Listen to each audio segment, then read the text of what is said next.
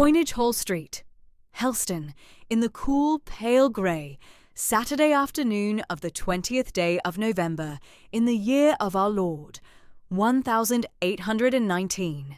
Madam, I write to you, by the warm permission and at the careful instruction of the late Mr. Hector Curwen of Tregonning Court, in the parish of Tregonning by the Helford, in the western part of the county of Cornwall, Esquire, who departed this life on Sunday the 14th day of November last, in the 78th year of his age at his country residence, aforesaid, and whose last will and testament has been admitted to probate at the Prerogative Court at Exeter this present Saturday the 20th. By the said will, my late client has devised and bequeathed to you, his great-niece, being the only surviving child of his nephew, the late Reverend Bartholomew Curwen, lately curate of St. Michael's of Helston, the whole of his real and personal estate, comprising, firstly, the dwelling house called Tregonning Court, together with 168 acres of home pasture, the walled south garden of 3/4 of an acre, the apple and pear orchard, and all appurtenances. Secondly, the contents of the South Library being 396 volumes principally classical, the Curwen family plate of 88 pieces, marked Truro 1791, and all household goods and chattels at the said house.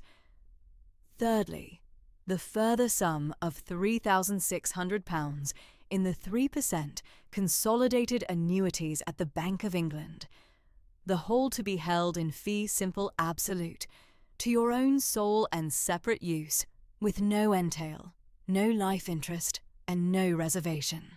Mrs. Tamsin Polkinghorne the housekeeper, and Mr. Pendle the steward, and Mr. Carew the butler, are under my instruction to expect you at the south porch of Tregonning at the Saturday following your warm, careful pleasure. I shall myself attend at the South Library at the Tuesday after your arrival, to lay before you the particulars and the brass ring of 6 keys. My late client did not, in his 78 years, come over to Helston in your lifetime. He had been at Madras in the East India tin trade these 25 years, from 1790 to 1815, and at his return to Tregonning had kept a careful settled retirement these 4 years since, corresponding with your late father at the quarter days by the Helston post. He had your father's account of you at every quarter day from your 14th year. He had your father's accounts of your West Cornish dialect glossary at every Lady Day return from 1815 forward. He has bequeathed, in addition to the above, the small green calf antiquary's commonplace book of his own 43 years at Madras and Cornwall, which I shall lay before you at Tuesday next. I am, Madame, your most obedient and humble servant, Geoffrey Locksley, Solicitor at Helston. The Cornish afternoon was already pale at the south parlour window of the Helston parsonage when the letter was brought up. The small drop-leaf table had been drawn close to the casement to catch what light the November sky still gave, and at that table sat the only surviving child of the late Reverend Bartholomew Curwen. Theodosia Curwen was tall, 5'6", and upright with the gentle gravity of the West Cornish parsonage. Soft, dark hair plaited at the nape, under a plain, dark mourning cap. Calm, sea-grey eyes the colour of the Helford at autumn. Fair, lightly weathered Cornish skin, in unrelieved black mourning gabardine for her late great-uncle the testator. She had been at the parlour window since the morning. Her green calf glossary book lay open at page 89, the lizard fishing words, and beside it, her inkpot of Helston ink and her steel nib pen. She had walked down at the morning to the Helston quayside, as was her Saturday habit these 4 years past, and had stood at the fish-shed door of Mr. Trembath, the fish merchant, listening to his apprentice. The boy, who was perhaps 14, had been turning a barrow of dark, slippery weed gathered off the rocks at Porthleven for the kelp burning, and had named the weed, in his apprentice's West Cornish, Morweth. She had asked him the spelling. He had given it her, syllable by syllable, against the noise of the gulls and the slap of the harbour rope on the granite keystone. She had thanked the boy with a coin. She had nodded to Mr. Trembath at the inner shed door, Mr. Trembath who had given her in the September the lizard fishing word corwal for a wicker creel, and had walked home up Coinage Hall Street with her bonnet ribbon between her fingers and the new word repeating itself in her thought. It was the 14th word she had taken from the Helston quayside that year. The third she had taken from The Apprentice. The Cornish coast spoke a different vocabulary at every cove, and she had at 4 years' patient gathering come to know how the syllables shifted from Porthleven down to the Helford, and from the Helford round to the Lizard. Now, at the parlour table, she was writing it down.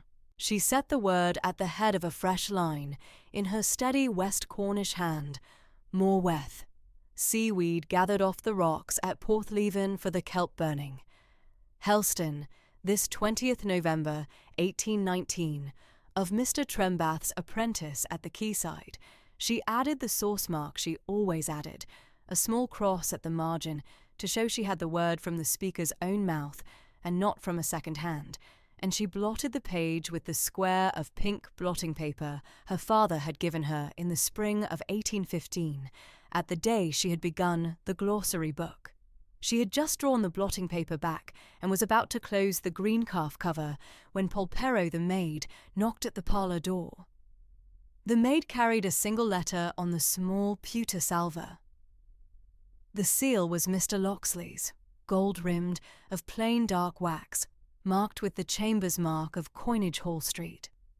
Polperro set the salver at Theodosia's left elbow and withdrew with a short country curtsy. Theodosia let the glossary book lie open at Morweth for a moment longer. Then she closed it, set it aside, and took up the letter. The wax broke under her thumb with the small dry sound of November wax. She unfolded the single double leaf and read it through at the parlour table from beginning to end. She read it a second time. She did not weep.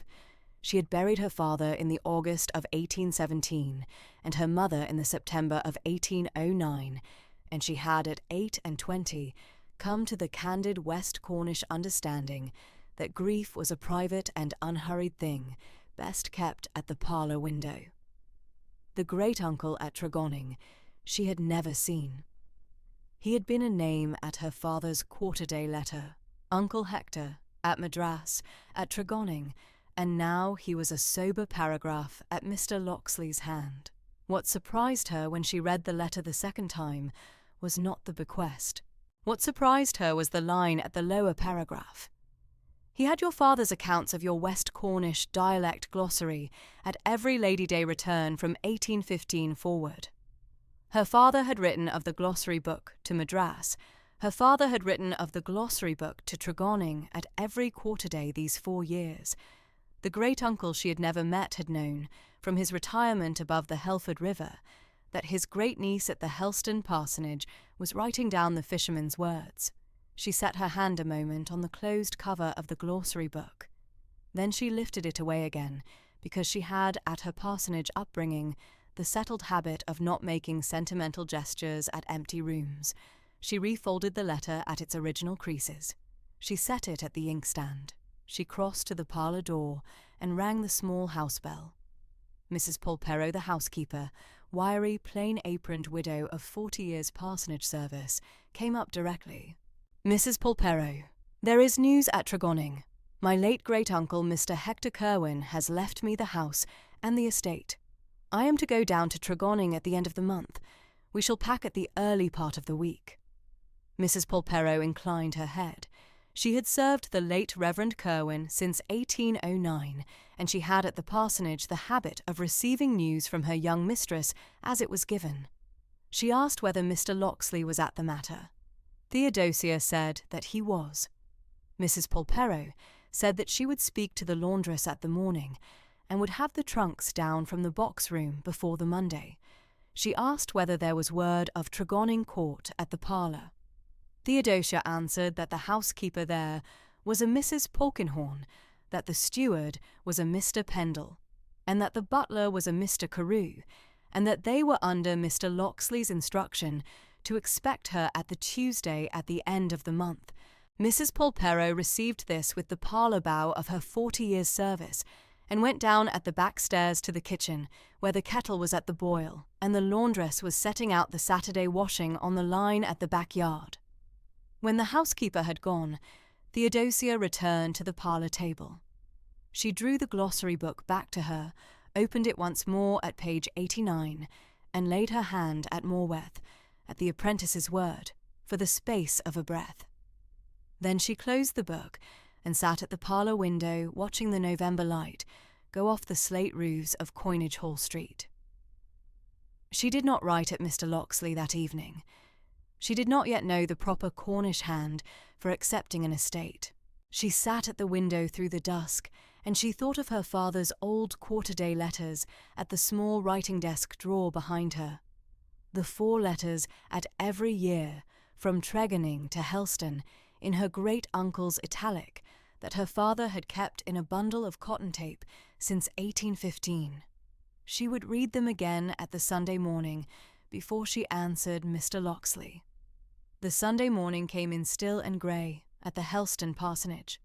Before she went down to St. Michael's, she opened the writing-desk drawer and took out the bundle of quarter-day letters and read the last of them, Lady Day, 1819, at the parlour window. The italic was firm. The hand was that of a man at retirement above the Helford River, who had spent 43 years at the tin trade and at the writing down of words. The closing paragraph asked after her glossary book. She refolded the bundle, tied the cotton tape, and set the letters back at the desk drawer. Theodosia walked to St. Michael's at the usual hour and heard Reverend Penberthy give the second Sunday in Advent. The text was at the Epistle to the Romans, the 13th chapter, the 11th verse. Now it is high time to awake out of sleep. She heard it through. She came back at the parsonage at the middle of the day, took her cold plate at the parlour, and then sat down at her father's old writing-desk under the window to answer Mr. Locksley. She wrote in her steady hand. She acknowledged the letter of the 20th. She accepted the bequest at the terms set out. She named the Tuesday, the 30th of November, as the day at which she would arrive at the south porch of Tregonning Court. She agreed that Mr. Locksley should himself attend at the South Library at the Tuesday following, which by her reckoning of the dates would be the 30th as well, the will reading and the laying before of the brass ring of 6 keys to be at the South Library that same Tuesday. She begged him to send word ahead to Mrs. Polkinghorne the housekeeper, to Mr. Pendle the steward, and to Mr. Carew the butler. She signed herself his most obedient servant, Theodosia Kerwin, at the parsonage Helston. She sealed the letter at her father's seal and walked it herself to the Helston post office before the evening close. She was back at the parsonage before the dusk. Monday morning the packing began. Mrs. Polperro had the laundress at the kitchen, and the box boy at the back stairs, and the 2 old leather trunks down at the parlour before the late morning. Theodosia took the parlour as her packing room. She would not pack the house entire. The parsonage furniture belonged at the next curate of St. Michael's, whoever he should be, but only what was her own. She set the trunks open at the parlour floor. The first object she packed was not the family Bible, nor the small bound set of her father's sermons, nor the Cornish muslin Sunday gown. The first object she packed was the small green calf glossary book. She wrapped it in a square of cream linen which she had cut from a worn pillow slip of her late mother's.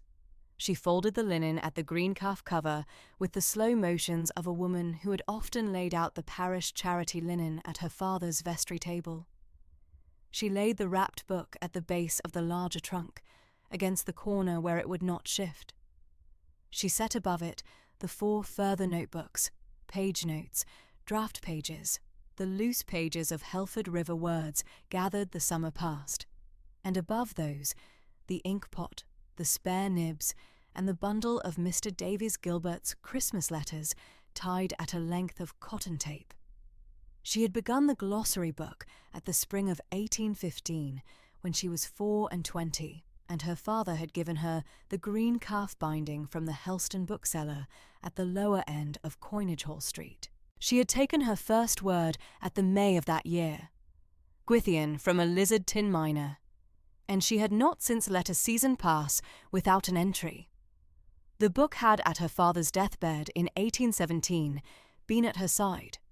The book had at her mother's grave at the September of 1809 not yet been begun, but she had begun it in the season her father said she must turn her thought outward at the Cornish coast that bred her.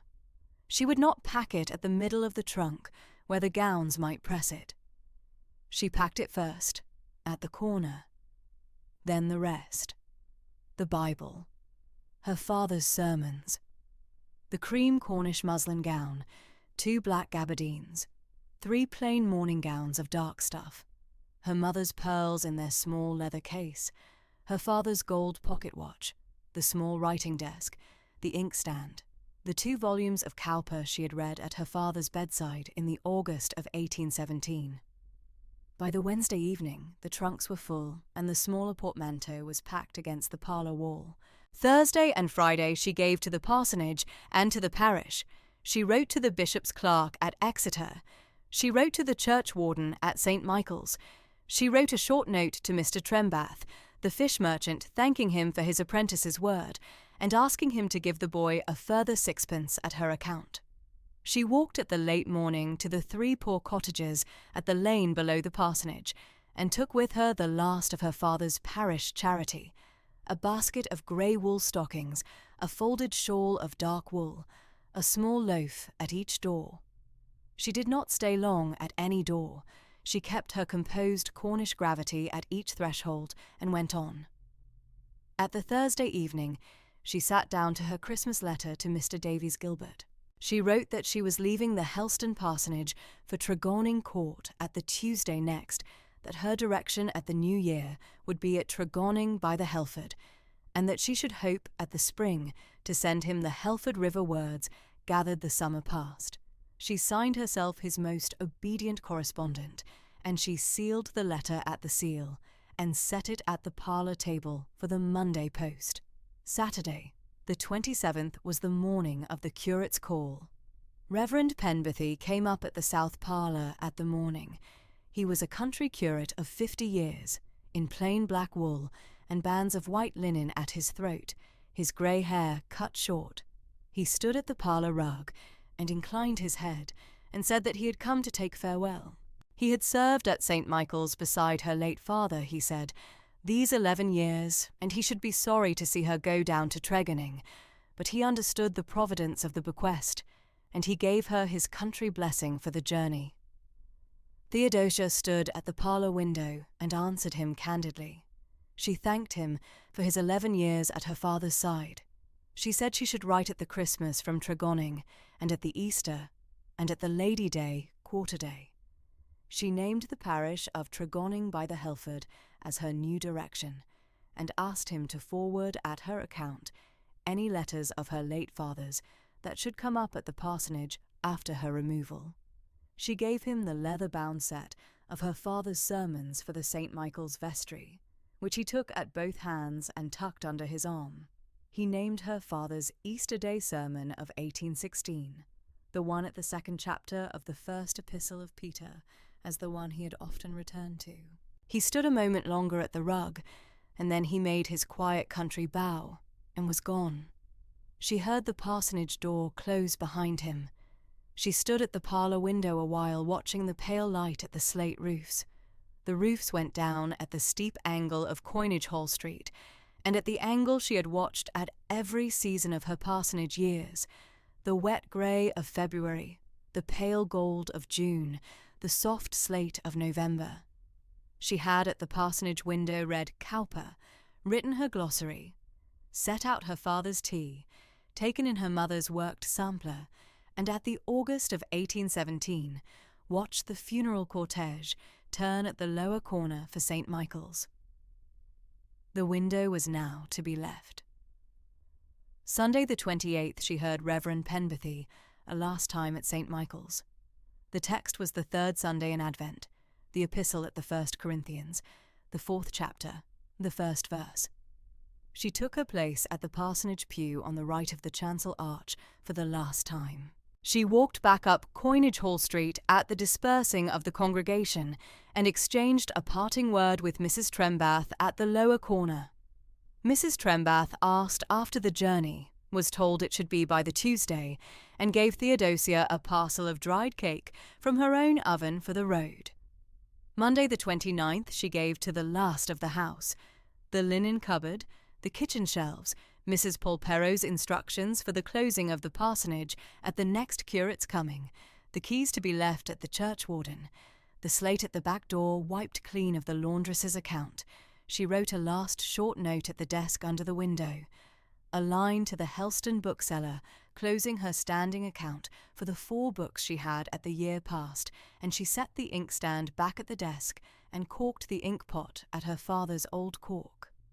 She slept that night in her narrow bed under the backstairs window for the last time. Tuesday the 30th of November came in grey and still at the Helston parsonage. The post-chaise Mr. Locksley had hired was at the parsonage door at the early morning.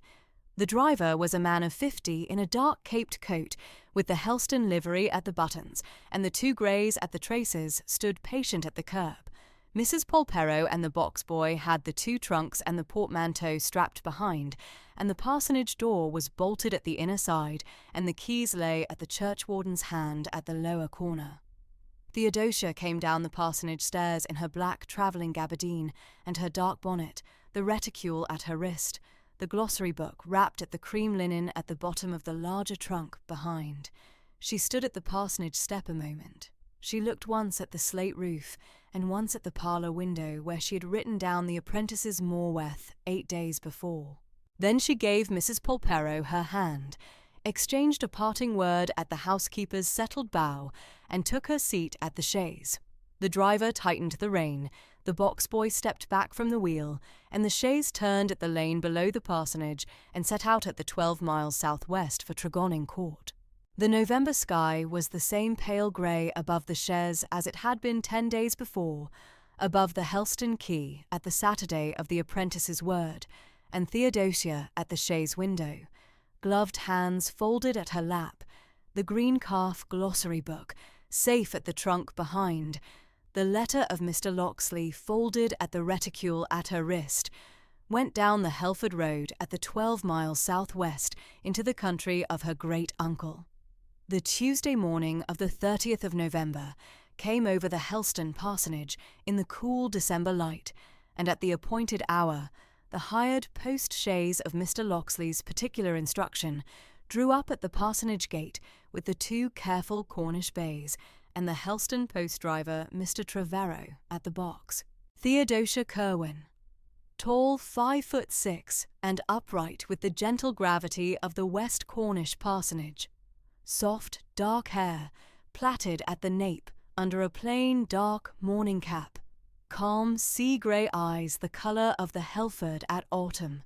Fair, lightly weathered Cornish skin, in unrelieved black mourning gabardine for her late great-uncle the testator. Took her farewell of Mrs. Polperro at the parsonage door. Set the green calf glossary book, wrapped in cream linen under her own hand, upon the seat beside her, and took her place at the further window of the chaise with her late mother's small Cornish pearl mourning brooch at the throat of the gabardine. The post-chaise drew out of Helston by the Coinage Hall Street and turned away southwestward by the careful Helford Road, and at the cool grey forenoon they drew up at the Angel at Morgan in the parish of Morgan in Menage at the further side of the Helston Road, where Mr. Trevorrow watered the bays at the trough in the inn yard, and the landlady, Mrs. Penhale, brought out a cup of small beer and a slice of plain Cornish saffron bread, which Theodosia took at the further window without descending. The road ran on then, by the further hedge-banks of the Helford parishes. The sea-thrift was brown at the dry stone walls. The bracken was rust at the high pasture, and by the cool afternoon the chaise came down the long south-western turn to Tregonning by the Helford and to the south porch of Tregonning Court.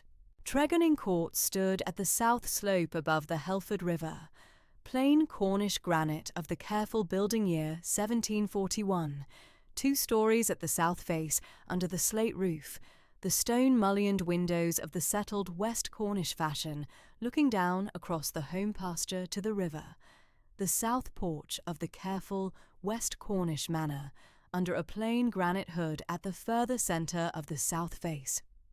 At the south porch, Mr. Carew received her with the settled West Cornish composure of the Tregonning butlership. Mrs. Tamsin Polkinghorne, the housekeeper, came forward in plum bombazine and a lace cap, and made her plain Cornish curtsy at the porch stone. Mr. Pendle, the steward, stood at the further side of the porch, weathered and grave in plain dark wool, and inclined his head at the same moment. Theodosia returned the 3 salutations in the level Cornish manner of the Helston parsonage, observed the settled West Cornish quiet of the south porch under the granite hood, and went forward at Mr. Carew's quiet hand into the south hall. The south hall of Tregonning was a plain settled Cornish manor hall, granite paved at the floor, oak wainscoted at the lower wall, with the dark portrait of a Curwen Cornish tin merchant of the careful settled fashion of 1791 above the further fire, and the small Cornish brass-bound clock at the further mantel ticking quietly at the cool Cornish afternoon. Mrs. Polkinghorne went up before her by the granite stair to the south chamber prepared at the further wing, a plain settled bedchamber under the slate roof, with the stone mullioned window looking down to the home meadow and the river, and the small fire of plain Cornish coal at the further hearth. And there, Theodosia laid the green calf glossary book in the cream linen wrapper upon the small writing table at the further window, before she set off her mourning bonnet at the small mahogany dressing-glass of the further wall. Mrs. Polkinghorne stood a moment at the door, and said in the plain Helford speech of her plum bombazine and lace cap that the linhay at the further side of the kitchen court had been swept of the autumn straw, and the bays of Mr. Trevarrow's post-chaise would be stabled there of an evening at Mr. Pendle's careful instruction. And Theodosia received the word in her own gentle Cornish manner, observed at the further window the small home meadow falling away to the river, and did not yet answer. At the south library that evening, by the careful settled candle of Mr. Carew's hand, Theodosia walked the length of the bookcases and let her plain Cornish hand rest at the spine of one Greek volume of the further shelf. The inventory the late Mr. Hector Curwen had bequeathed to her by Mr. Locksley's letter of the 20th of November stood plain at the careful Tregonning compass. 168 acres of home pasture and walled south garden and apple and pear orchard at the south slope above the Helford. 396 volumes principally classical at the South Library. The Curwen family plate of 88 pieces in silver marked Truro, 1791, at the plate room behind the south pantry, and the further sum of £3,600 in the 3% consolidated annuities at the Bank of England, the whole in fee simple absolute, to her own sole and separate use, with no entail and no life interest and no reservation. She set her plain Cornish hand at the further edge of the South Library writing table a careful moment, and stood at the further window, looking down across the home meadow in the cool Cornish dusk, before she went up to the south chamber by the granite stair. The Helford ran grey at the south meadow in the careful settled Cornish manner of a November of West Cornwall. Grey at the further bend, grey at the small Helford side hamlets of Gweek and Morgan and Helford and Monachan and Tremaine, strung along the cool further banks, grey under the cool Cornish sky, grey at the further tide at the careful settled hour of the morning ebb. To the west, the granite of Tregonning Hill rose in the settled West Cornish height of a Cornish tin hill above the parish, its careful grey shoulder lifting against the cool December light at the further turn of the home pasture. The bracken brown at the upper slope, and the small Cornish hawthorn standing dark at the dry stone walls of the settled West Cornish enclosure. Theodosia stood at the south chamber window, the cool grey morning of the 1st of December, and observed the Cornish country her late great-uncle had given her. The Helford at the south, the granite at the west, the settled West Cornish parish at the further fold of the country, and did not yet speak. Mr. Locksley came up by the Helston road at the careful settled forenoon of Wednesday the 1st of December, and was received at the South Library by Mr. Carew. He came in at the further door in plain dark wool, and the gold-rimmed spectacles of his Coinage Hall street chambers, set down his careful settled portfolio of the Curwen probate at the writing table, and laid before Theodosia the brass ring of the 6 house keys of Tregonning Court, and a small green-calf antiquary's commonplace book bound in plain Cornish calf. He observed in the settled West Cornish manner of the Helston Solicitorship that the brass ring was of 6. The South Library, the plate room, the walled South Garden, the apple and pear orchard, the South Stable, and the linhay at the kitchen court. And that the commonplace book had been her late great-uncle's own at his 43 years at Madras and Cornwall, and was now hers by the will, and at his own particular request. He laid the brass ring at the further edge of the writing table, at Theodosia's plain Cornish hand, and the green-calf commonplace book at the nearer edge, under the careful settled wrapper of cream linen in which her late great-uncle had himself kept it at the South Library these 4 years from his return of 1815. He observed in the further West Cornish observation of his Helston Solicitorship that the Curwen probate had been admitted at Exeter the 20th of November, and that the Curwen estate stood in fee simple absolute at her own sole and separate use, with the further settled West Cornish observation that the 3% consolidated annuities at the Bank of England would render at the Lady Day quarter day of the 25th of March a careful settled dividend of £54 at her own particular instruction. He took his leave at the careful settled hour of his Helston post, took up his portfolio at the writing table, and went out by the south porch at Mr. Carew's plain hand. That evening, by the candle of the south chamber writing table, Theodosia unwrapped the cream linen of the green-calf glossary book and turned to page 47. The Helford River words in her own plain Cornish hand of 1816 onwards, the settled West Cornish dialect words gathered at the Helston Quay and the Lizard fishing coves and the Helford boat-builders' yards at the further south-eastern parishes.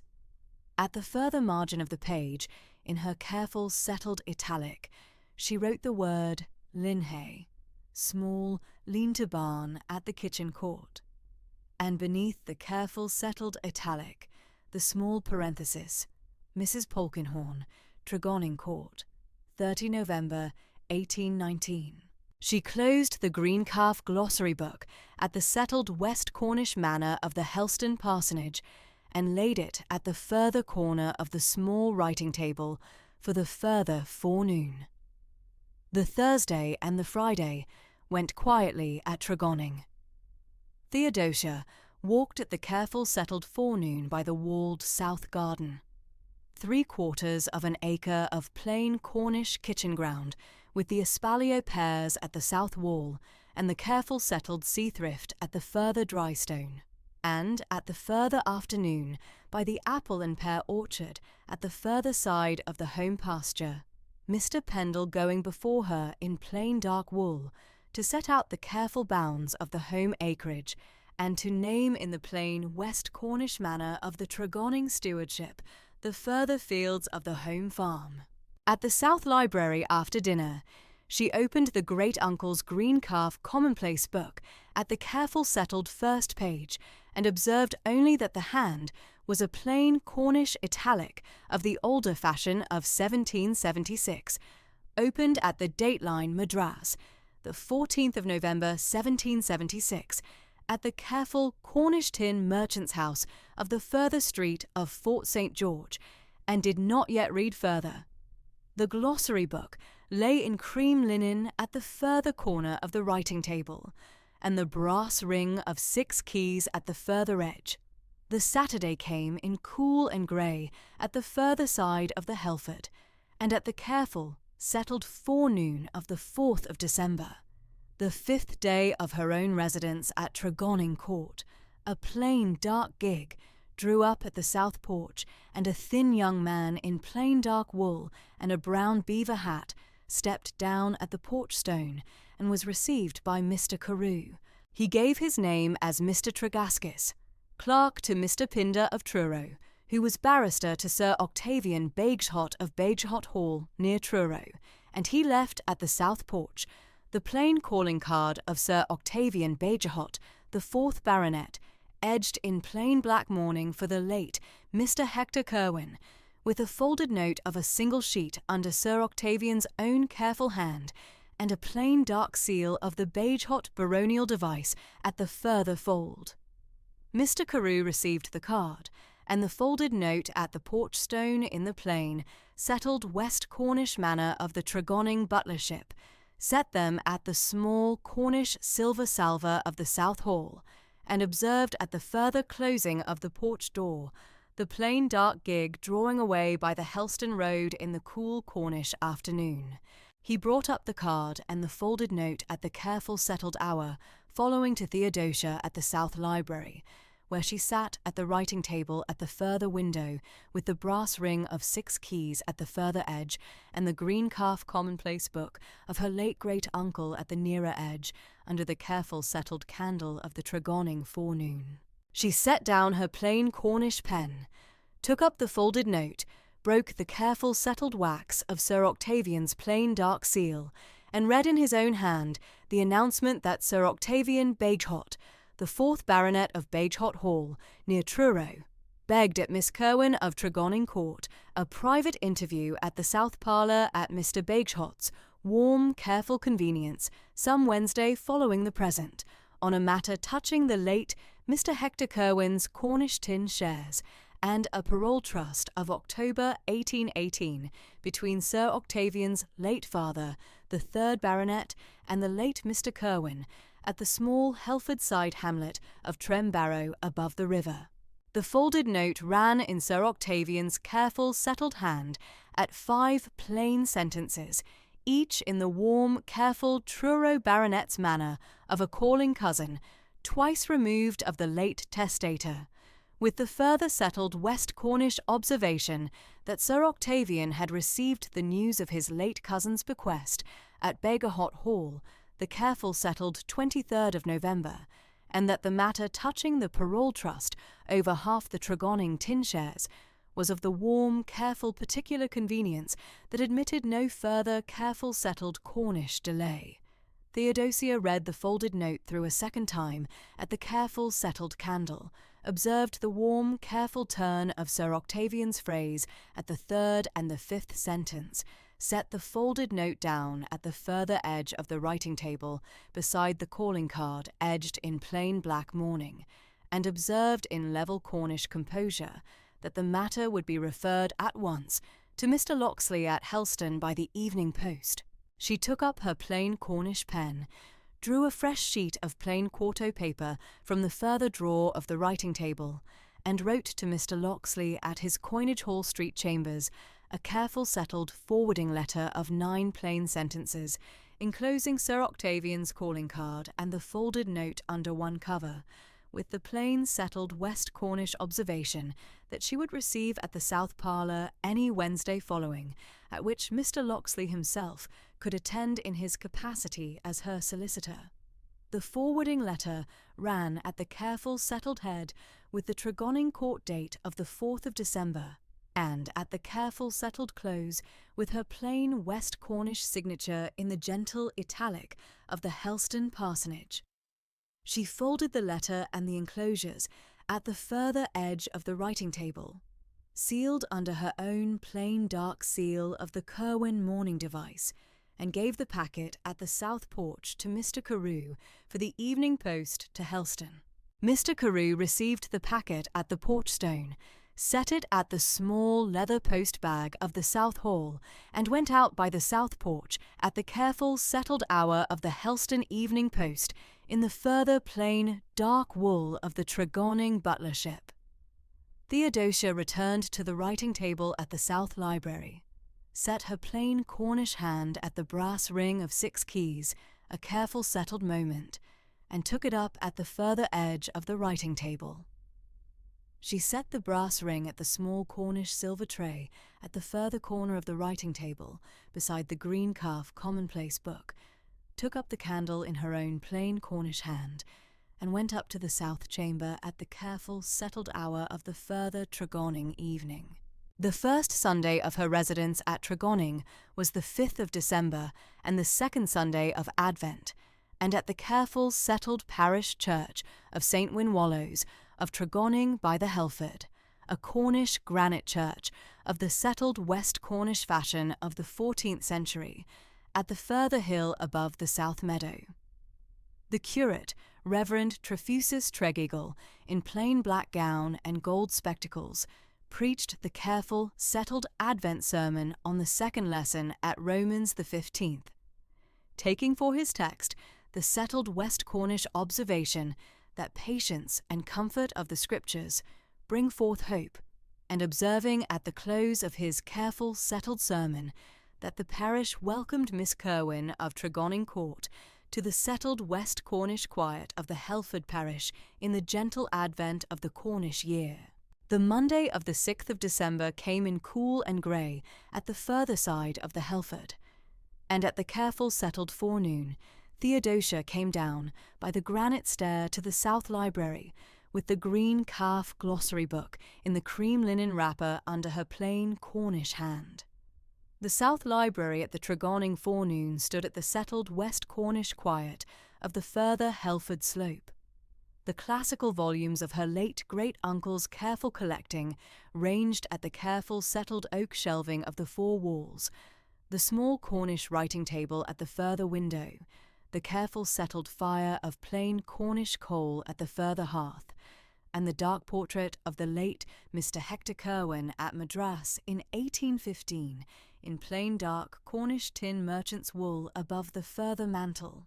She set the cream linen wrapper at the further corner of the writing table, unwrapped the green calf binding, and laid the glossary book open at page 47, the Helford River words in her own plain, settled italic of 1816 onwards, with the new careful entry of Linhay at the further margin in the hand of the 30th of November. The brass ring of 6 keys lay at the further edge of the writing table. The great-uncle's green calf commonplace book lay at the nearer edge. Sir Octavian Bagahot's calling card edged in plain black mourning, and his folded note of the warm, careful Truro hand had gone away by the evening post of the 4th of December to Mr. Locksley at Helston, and would be returning by the Helston post of the careful settled week, following with Mr. Locksley's careful settled solicitor's observations under his own plain dark seal. Theodosia took up her plain Cornish pen, dipped it at the small Cornish inkwell of the writing table, and at the further margin of page 47 wrote one further careful settled entry in her own plain italic, Tregonning Court, South Library, December 6th, 1819, and set the pen down at the careful settled edge of the writing table. She set her plain Cornish hand a careful settled moment at the further edge of the green calf glossary book, and looked at the further window, where the Helford ran grey at the south meadow under the cool December light, and observed in the level Cornish composure of the Helston parsonage that the Tregonning of her late great-uncle's careful settled bequest had come at last under her own plain West Cornish hand. The cool grey of the Helford afternoon stood at the further window. The careful settled granite of Tregonning Hill stood at the further west. The small Helfordside hamlets from Gweek to Tremaine lay in the settled West Cornish line of her own page, 47, and at the further edge of the writing table, the brass ring of 6 keys lay at her own plain Cornish hand under the careful settled candle of the Tregonning South Library.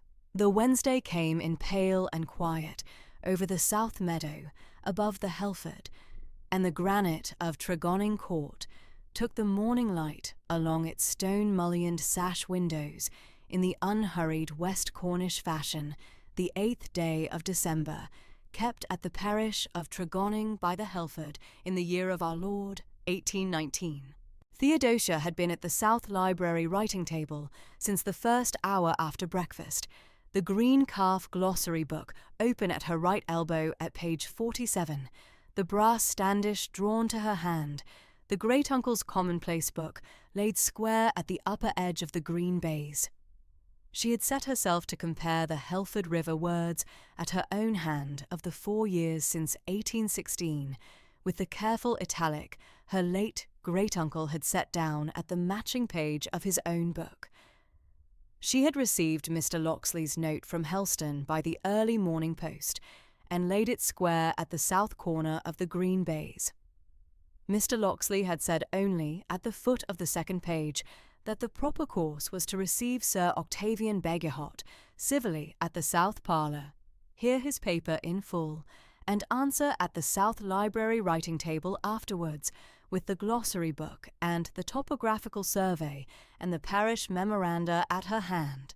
It was a careful morning. Mrs. Polkinghorne had brought up the second pot of coffee and gone away again without speaking. Mr. Pendle the steward had been about the lower orchard since first light.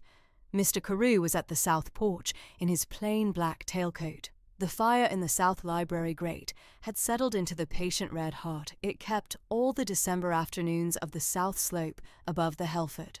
The Reverend Tregeagle had come up by the parish lane with the parish memoranda of 1816 to 1819 under his arm in a stiff paper wrapper tied at the centre with a length of cream-coloured tape, had laid the wrapper at the writing table at Mr. Locksley's right elbow, taken his place at the south sash window with his back to the morning light and his face to the room, and not spoken since.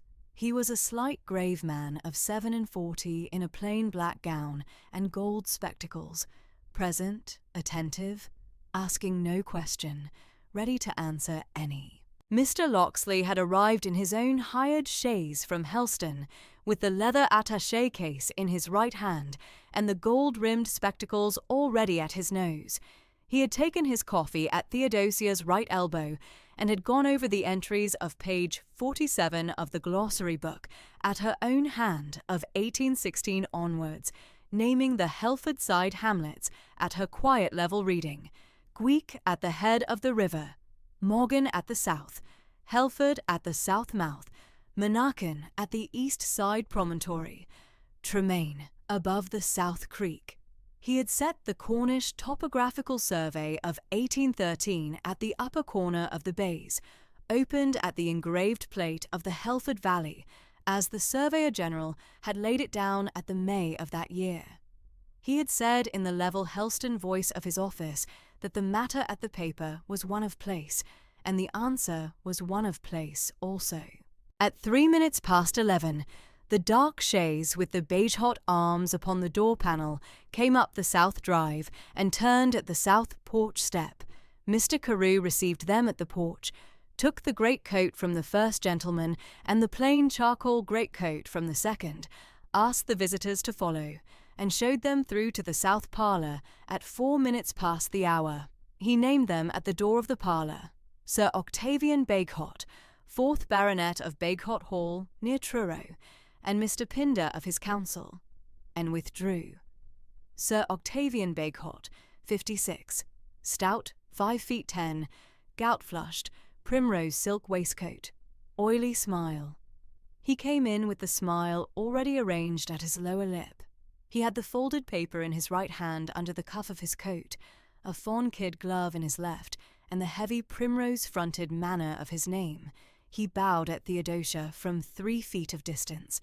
Miss Kerwin, I have come over the Truro road in some incommodity to wait upon the heiress of the late Mr. Hector Kerwin, my honoured kinsman of cousinhood twice removed, and I trust I find you in such health as the season of the year permits. Sir Octavian. Theodosia inclined her head from the parlour chair in the gentle method of the parsonage at Helston. Pray be seated. I have asked Mr. Carew to bring up coffee. And the gentleman at your side?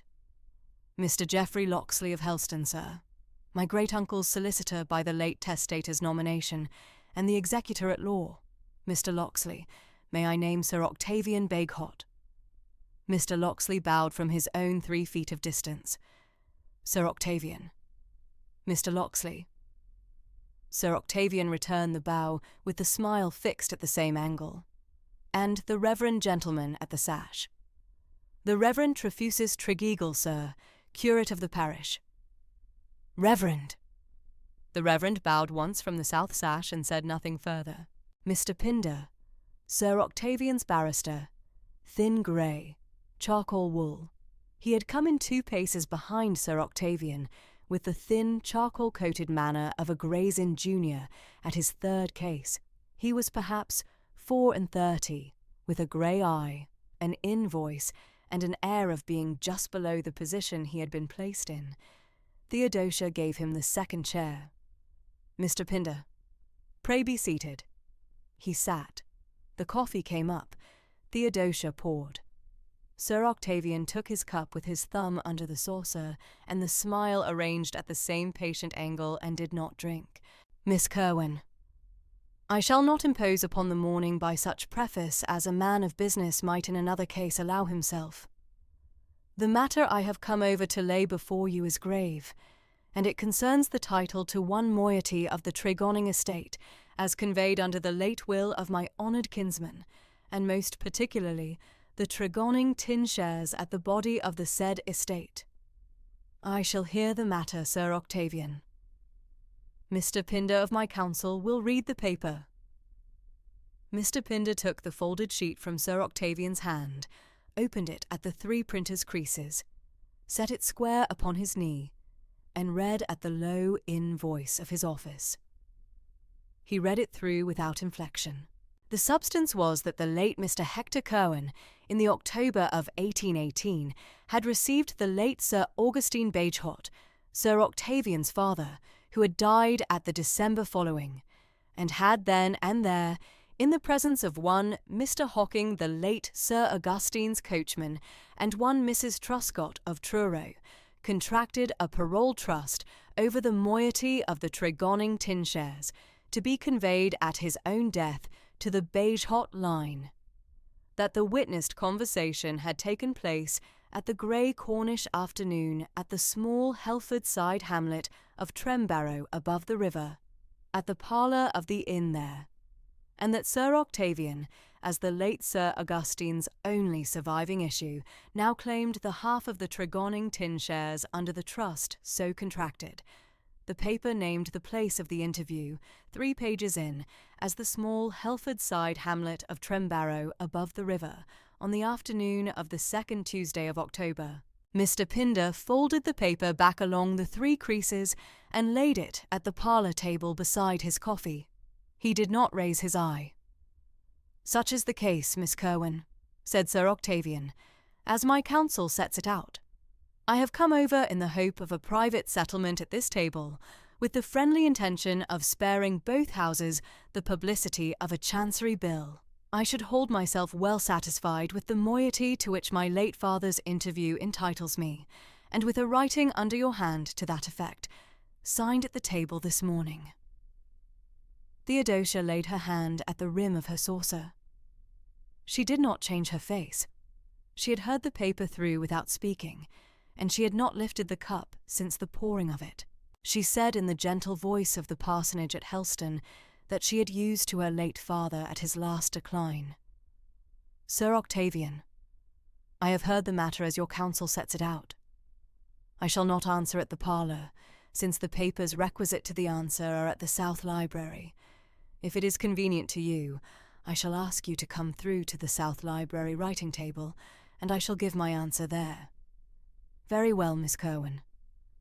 Mr. Locksley, will you go through? I shall, Miss Kerwin. Reverend Tregeagle, will you bring the parish memoranda through with you? I shall, Miss Kerwin.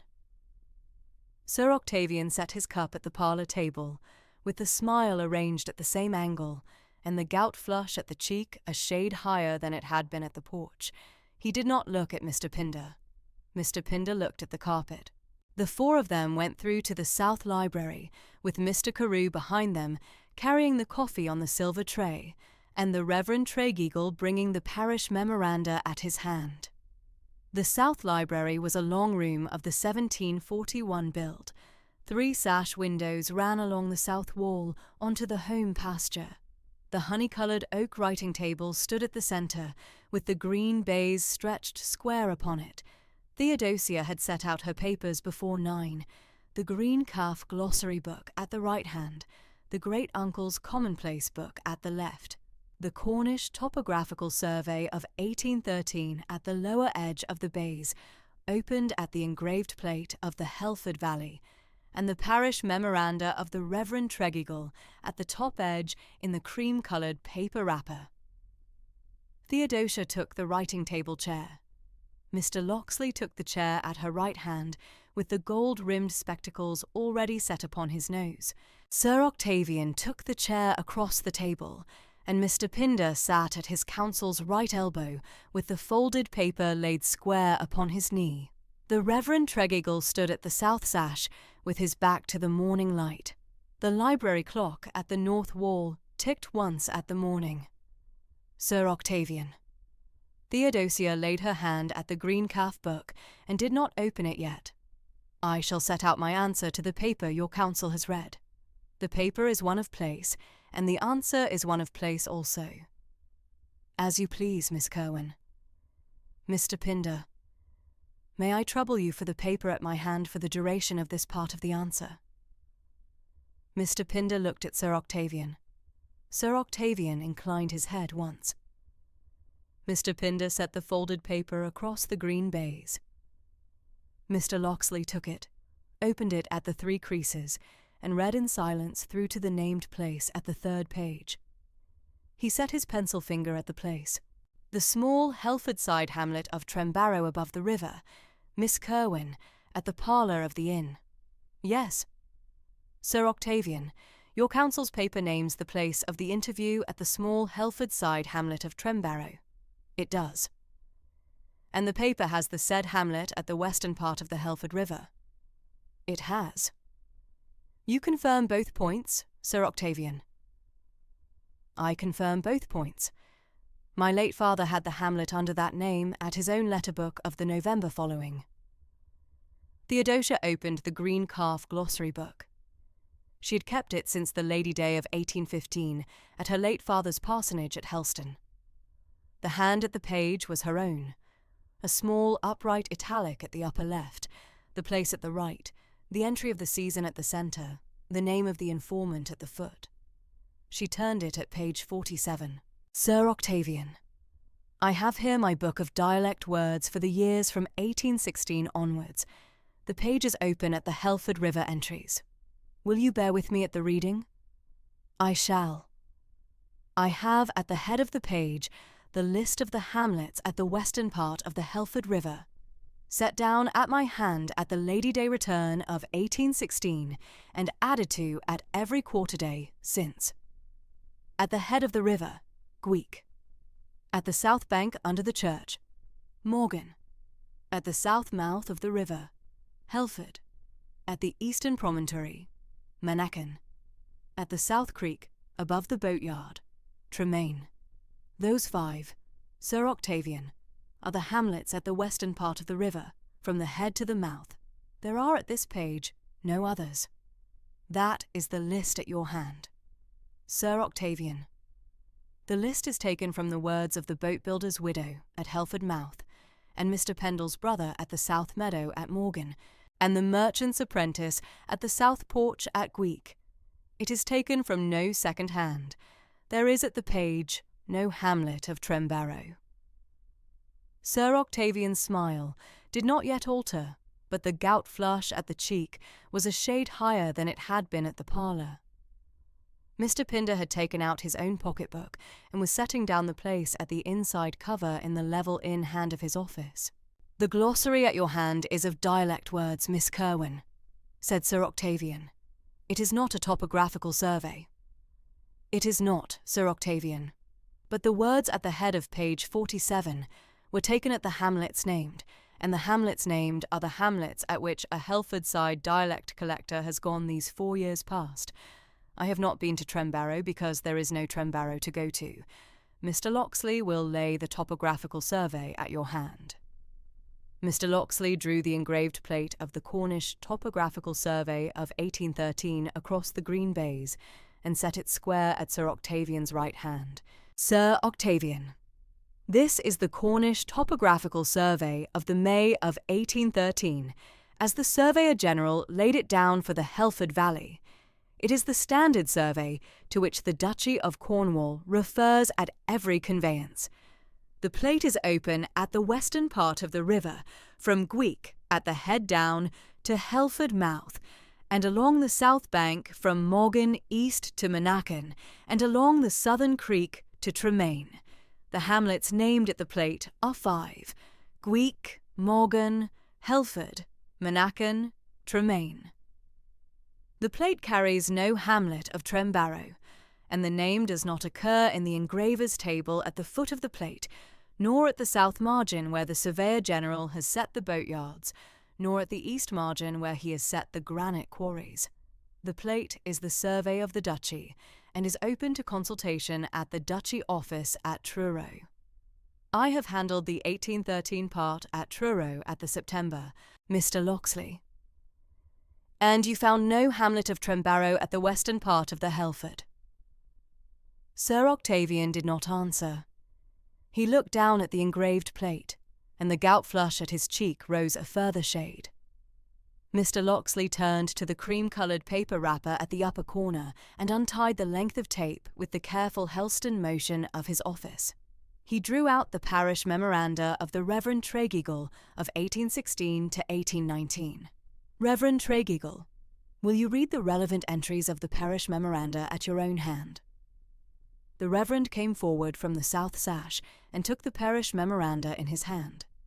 He set the gold spectacles forward upon his nose, opened the wrapper at the back page, and read at his quiet Cornish voice. "Parish memoranda of the parish of Tregonning by the Helford, in the hand of the Reverend Trefusis Tregonning, curate. The entry at the back page is the list of the hamlets in the parish and at the adjoining Western Helford Valley, as I have taken them at the parish visitation of the May of every year since 1815, in the proper Cornish fashion the bishop has required at his triennial returns. At the western part of the Helford, the hamlets are 5: Gweek at the head, Morgan at the south bank, Helford at the south mouth, Menachin at the eastern promontory, Tremaine at the south creek. There are at the parish no others. I have known the Helford Valley at my parish work the 11 years since my appointment to the cure, and I have known no hamlet of Trembarrow at the western part of the river. The name has not been brought to me at any visitation, nor at any quarter-day return, nor at any marriage or burial of the parish at the 11 years past. I am unable to set the name down at this paper as a Helford-side hamlet." He laid the memoranda flat. "Mr. Locksley, the matter is plain to my own hand. It is, Reverend Tregonning." Mr. Locksley set the parish memoranda at the green baize and turned his face to Sir Octavian. "Sir Octavian, the case set out at the paper your counsel has read is that the late Mr. Hector Curwen, on the afternoon of the second Tuesday of October 1818, received at the parlour of the inn at Trembarrow the late Sir Augustine Bagehot, and contracted a parole trust over the moiety of the Tregonning tin shares. The Cornish topographical survey of 1813, the standard survey of the Duchy of Cornwall, names no hamlet of Trembarrow at the western part of the Helford. Miss Curwen's own dialect glossary at page 47, set down at her hand from 1816 onwards, names no such hamlet. The Reverend Tregoging's parish memoranda of the 11 years past name no such hamlet. The hamlets at the western part of the Helford are 5: Gweek, Morgan, Helford, Menachin, Tremaine, and there is no 6th. The interview at the paper cannot have taken place at the parlour of an inn at a hamlet that does not exist. The paper is at variance with the Duchy Survey, with the parish memoranda, and with Miss Kerwin's glossary. Mr. Locksley took off the gold-rimmed spectacles, polished them with the plain cambric handkerchief from his inner pocket, and set them back upon his nose. Sir Octavian, the paper as set out cannot be sustained at a court of equity, since the place at which the alleged parole trust was contracted does not exist in the Cornish topography of the duchy. Sir Octavian had not moved his hand from the green baize. The gout flush at the cheek had risen to the upper line of the primrose silk waistcoat. He did not look at Mr. Pinder. He looked for one long moment at Theodosia at the writing-table chair, and at the green calf glossary book at her elbow, and at the engraved plate of the topographical survey set square at the green baize, and at the parish memoranda at Mr. Locksley's right hand. Sir Octavian. Theodosia laid her hand at the glossary book at her elbow, and looked across the green baize at the gout-flushed face of the visitor in the grave Helston manner of her late father's parsonage. There is no Trembaro at the west of the Helford. The hamlets from Moggan to Monacan I have at this glossary book in my own hand of 1816 onwards. Gweek, Moggan, Helford, Monacan, Tremaine. The matter you set out cannot have been at the place you set it out. The fire at the grate ticked once at a falling coal. The library clock at the north wall ticked at the morning. Sir Octavian did not speak for the long moment. He laid his thumb at the rim of his cup at the south end of the table, and did not drink. He looked down at the engraved plate of the Helford Valley at his right hand, and at the cream-coloured wrapper at his left, and the smile he had brought up the south drive at his lower lip had quietly gone from it. "The paper," he said, "may have been missed at my counsel's clerk." "The paper, Sir Octavian, is at variance not only at the place but at the hamlet itself. There is no hamlet of Trembaro at the western part of the Helford River. Whether your counsel's clerk has set the name down at the second Tuesday of the month, or at any other, the place at which the interview is alleged to have been contracted is not at the Duchy Survey, nor at the parish memoranda, nor at the glossary at Miss Kerwin's hand. I shall ask for the paper back." Mr. Pinder had not lifted his eye from the green baize. "Sir Octavian," said Mr. Locksley, with the careful Cornish civility of his Helston office, "I regret that I am unable to return the paper. It has been read at the South Library this morning in the presence of Miss Kerwin as the heiress at law, of myself as her solicitor and executor, and of the Reverend Trefusis Tregeagle. It is a written assertion at law against my client's title to the moiety of the Tregonning tin shares. I shall lodge it at my chambers at Coinage Hall Street at the close of the day, and I shall hold it there at the disposition of the court, should any further proceeding follow.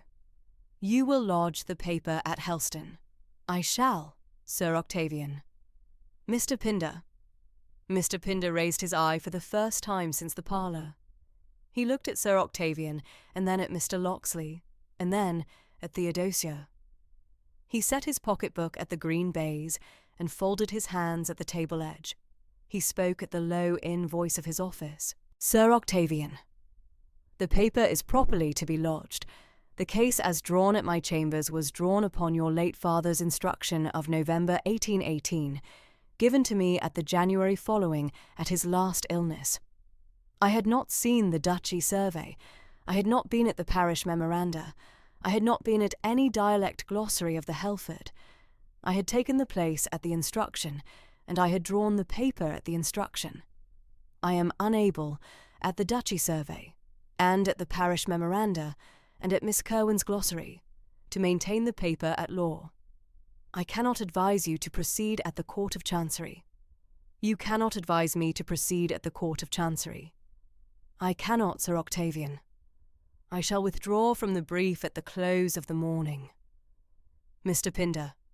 Sir Octavian, I shall withdraw."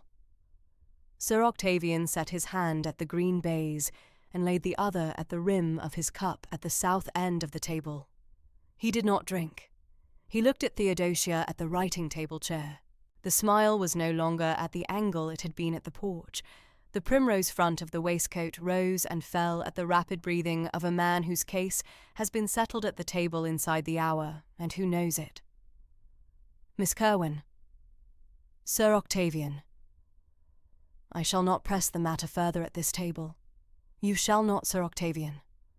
I have the honour to wish you a safe season at the manor of your late great-uncle. I have the honour to wish you a safe return at the Truro Road, Sir Octavian. He stood up at the table. He did not bow at the angle he had bowed at the porch. He turned at the south library door and went out. Mr. Pinder gathered his pocketbook at the green baize and laid the folded paper at Mr. Locksley's right hand. Mr. Locksley took the paper and set it at the leather attaché case at his elbow. Mr. Pinder bowed at the writing table. Miss Kerwin, I beg you to accept my good offices at any future matter at which they may be of use to you. I shall send you my card by the Helston post at the close of the week.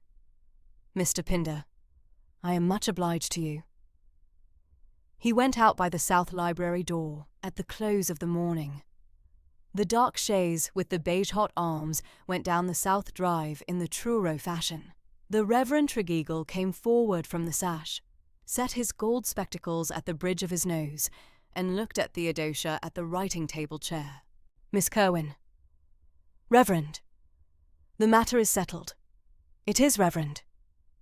I shall return at the parsonage and read the afternoon service at the south aisle of St. Winwallows.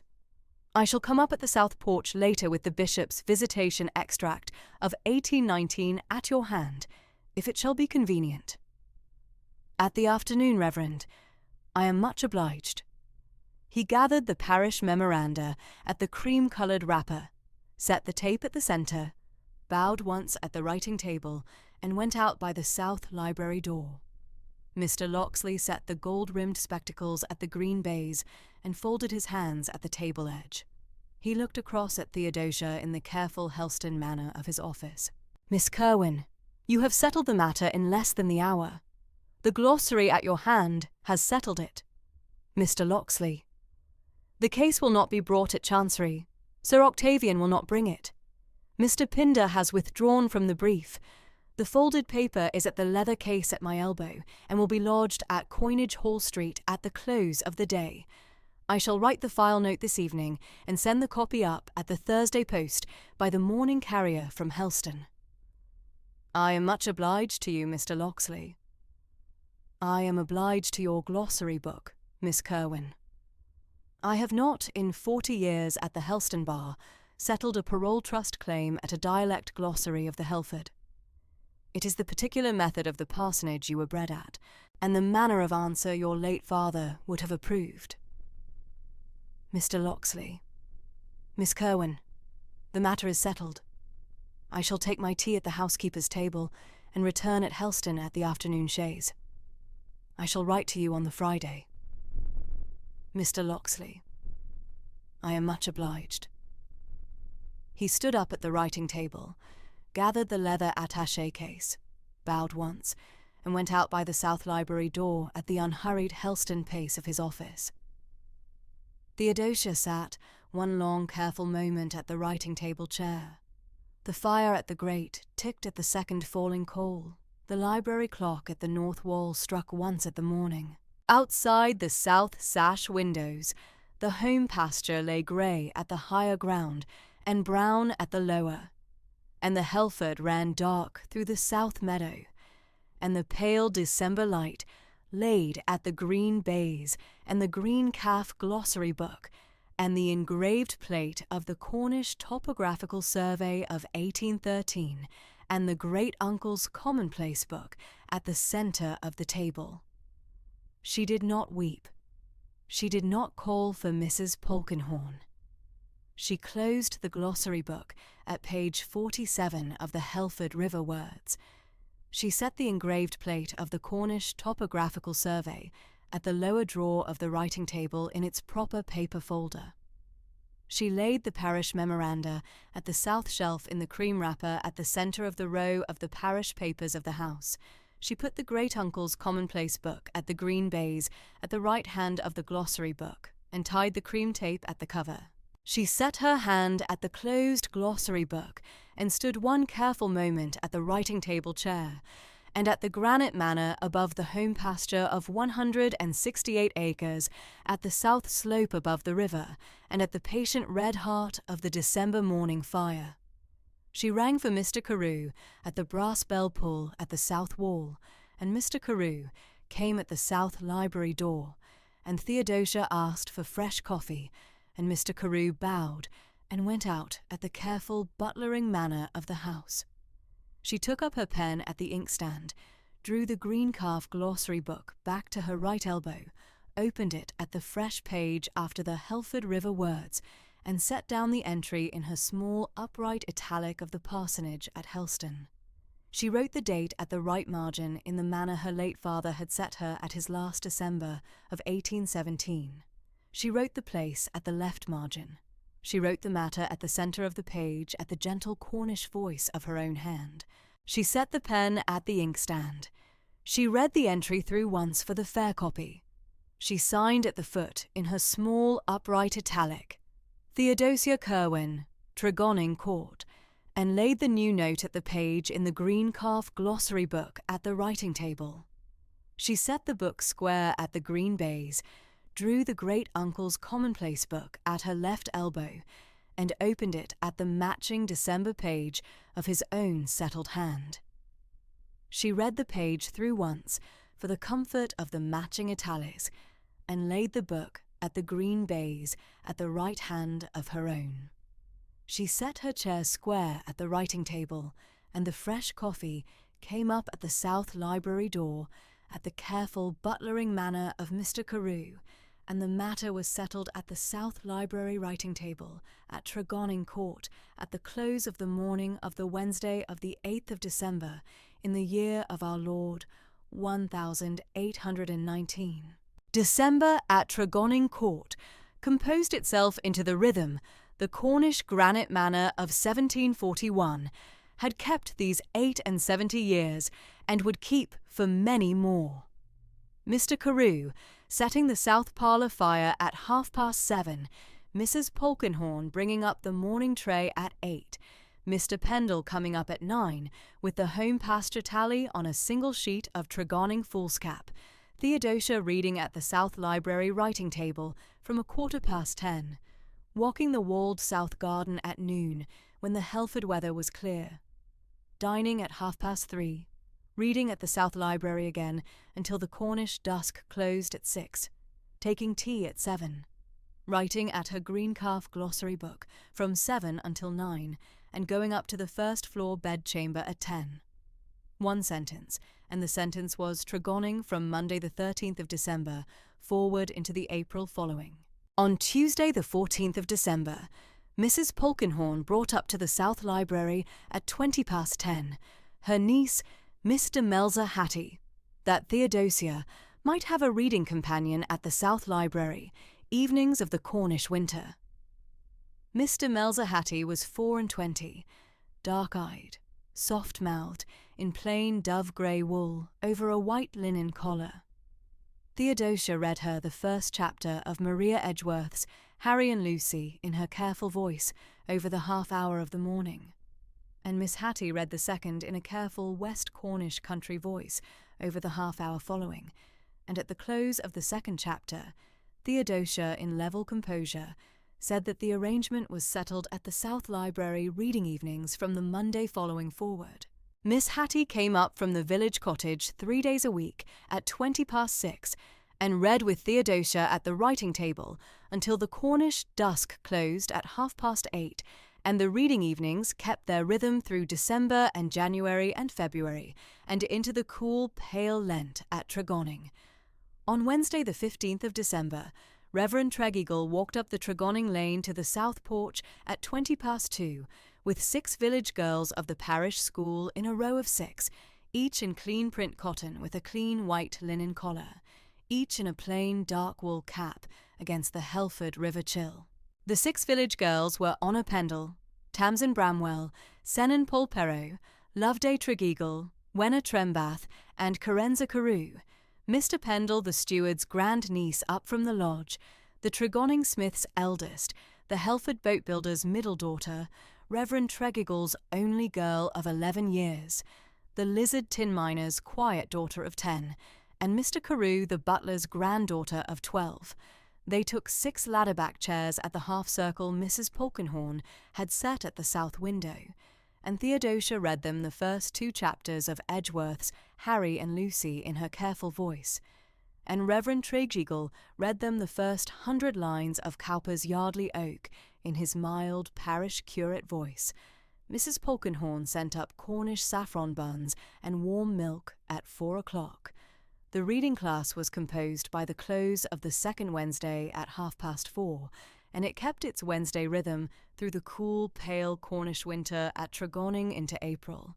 Theodosia resolved at the close of the second reading class to begin a dialect class with the 6 village girls at the south porch on the Saturday afternoons, that the village girls might bring up to the writing table the West Cornish words their grandmothers had at the Sunday morning recitations in the parish cottages between the Helford and the Lizard. She wrote out the rota in level italic on a single sheet of Tregonning foolscap on the Thursday morning of the 16th at the South Library writing table. The 6 village girls were to come up the Tregonning lane at 20 to 3 on the Saturday afternoons, each girl bringing 1 word from her grandmother for the week, and Theodosia was to copy each word into the green calf glossary book at the south porch writing table at 3 o'clock. Mrs. Polkinghorne was to send up Cornish saffron buns and warm milk at the half-hour, and Reverend Tregeagle was to walk up the Tregonning lane at the close of the afternoon at 20 to 4 to read each girl's word at the south porch writing table in his mild parish curate voice, and confirm the careful Cornish observation in his settled parish hand. The first Saturday class was the 18th of December, and Honor Pendle brought up the word groomis, a Helford River word for the dark grey weather at the close of a winter forenoon, from her grandmother at the lodge, and Tamsin Bramwell brought up cligged, the village smith's word for iron clinker at the forge, from her grandmother at the village smithy, and Senan Polperro brought up rumpet, the Helford boatbuilder's word for the long bow of a Helford gig, from her grandmother at the Helford wharf, and Loveday Tregeagle brought up chacking, the parish cottage word for the dry chatter of magpies at the Lichgate hedge, from her grandmother at the parish cottage, and Wenna Trembath brought up shrammed, the Lizard tin miner's word for cold-numbed at the close of a December shift, from her grandmother at the Lizard cottage, and Carenza Carew brought up cuny, the butler's grand-aunt's word for a thrush at the orchard, from her grandmother at the parish lodge above the court. Theodosia copied the 6 words into the green calf glossary book at the south porch writing table at 3 o'clock, named each girl at the foot of her word in level italic, set the parish cottage of the word at the side of the entry, and laid the glossary book at the green baize at 3:30. The Saturday dialect class kept its rhythm through January and February and March and into the 3rd week of April, and the page count of the green calf glossary book rose from page 121 at Christmas to page 142 at Easter at the careful Saturday afternoon increments of the 6 village girls' grandmothers' words at the south porch of Tregonning Court, and Theodosia, at the close of each Saturday class, set the 6 new words at the foot of the page in level italic, and read them aloud once to the 6 girls at the south porch in the cool Cornish afternoon, that the village girls might hear, at the careful Cornish voice, the considered observation of their grandmother's hands.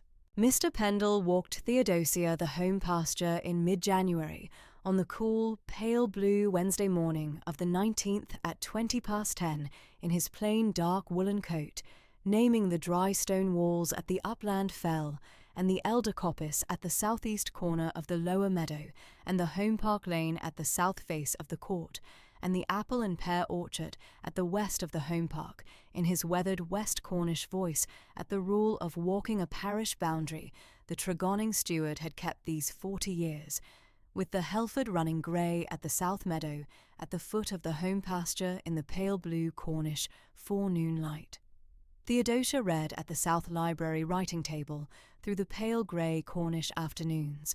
The 396 volumes of the South Library were principally classical and antiquarian. The Greek and Latin authors her late great-uncle had brought back from Madras, the Cambridge divines of the 17th century, the 18th century English antiquaries, and Theodosia read them at the level parsonage pace of a parsonage-bred reader of 8 and 20 years. She read Cowper's Task through the second Lent fortnight, and the Iliad in the Pope translation through the third, and the Edgeworth Practical Education through the close of February into the first week of March. Miss Demelza Hattie came up to the South Library at 6:20 on the Monday and Wednesday and Friday evenings, and read with Theodosia at the writing table until the Cornish dusk closed at 8:30, and the reading evenings kept their level rhythm. On Wednesday the 22nd of March, 1820, at 3:30 of the afternoon, in the cool, pale yellow Helford River light at the South Library writing table, Theodosia laid open the small green-calf antiquary's commonplace book her late great-uncle had bequeathed to her at the Locksley reading of the 1st of December, and that she had kept at the long cupboard at the back of the South Library these 4 months past, at the careful pace of one who waits for the considered hour.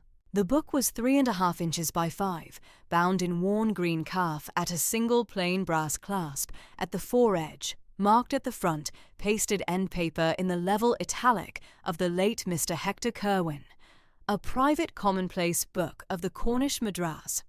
Dialect Glossary of Hector Curwen, begun this 5th of August, 1776, at the Madras factory of the East India Company in the 28th year of his age, continued at Tregonning Court in the western part of the county of Cornwall, from his return of August 1815, closed at the South Library window this 9th day of December 1819. Theodosia took up the small commonplace book in her careful hand and read it at the writing table at 4:25 in the pale yellow March light.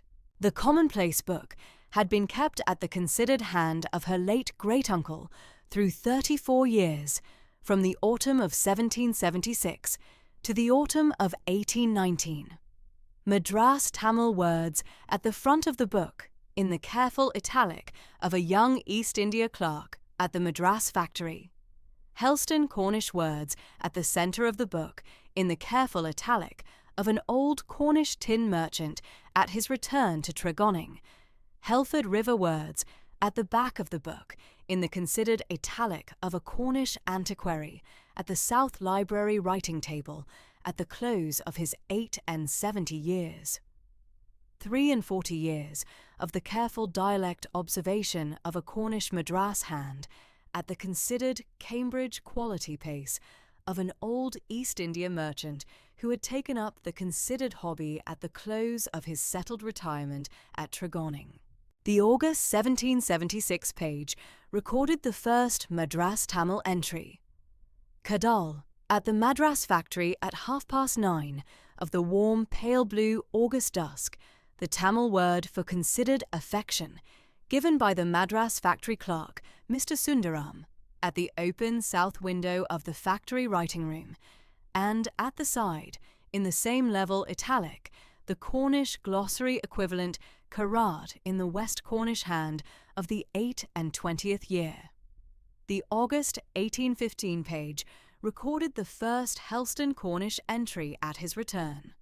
Pellin, the Helston fish merchant's word for a small grey wave at the close of a forenoon, given by Mr. Polwell, the Helston fish merchant at the Coinage Hall Street wharf at noon of the 20th of August.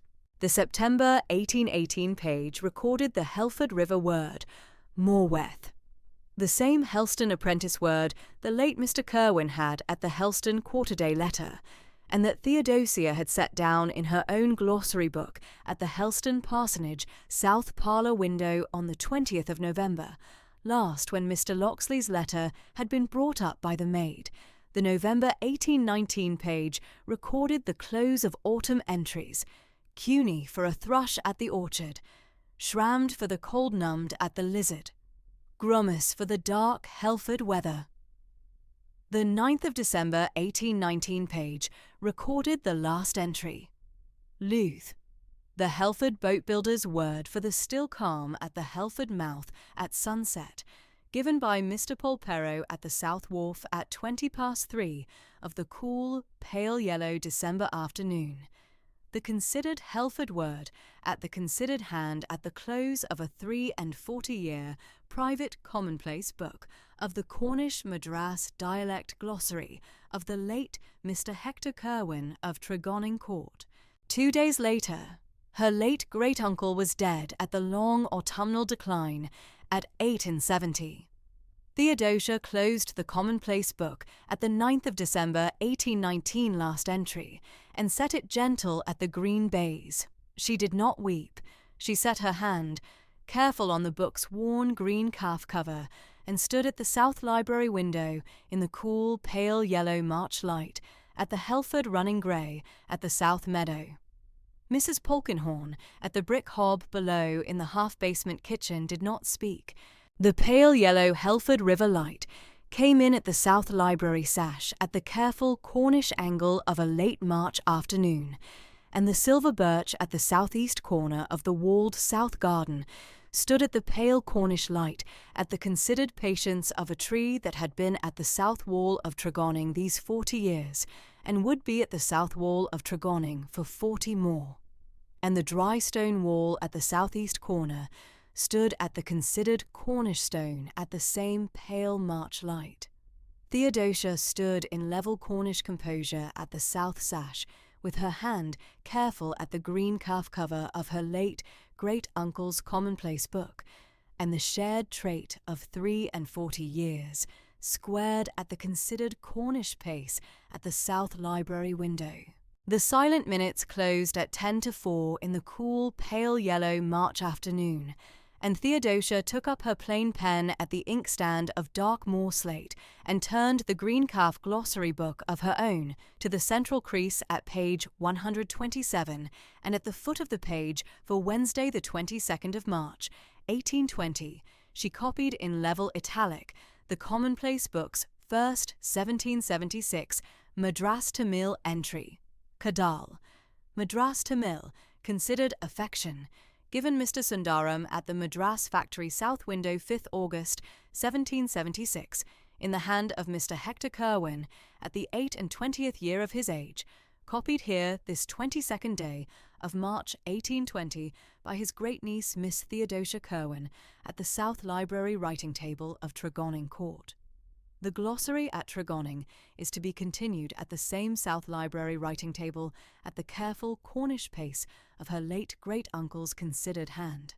She set the plain pen back at the moor slate inkstand at 4:05 in the cool, pale yellow Lent afternoon, and laid the green calf commonplace book of her late great-uncle at the South Library writing table at the right hand of her own green calf glossary book, at the considered Cornish symmetry of two careful Cornish dialect hands, at the South Library writing table of Tregonning Court.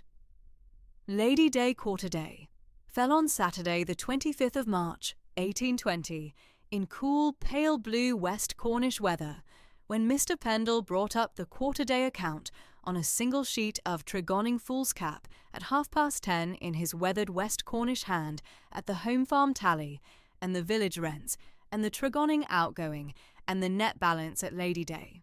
And Theodosia signed at the foot in level careful italic, Theodosia Curwen, Tregonning Court, Lady Day 25th March, 1820, at the South Library writing table in the cool, pale blue Lady Day morning light at 11:20 on the Saturday morning.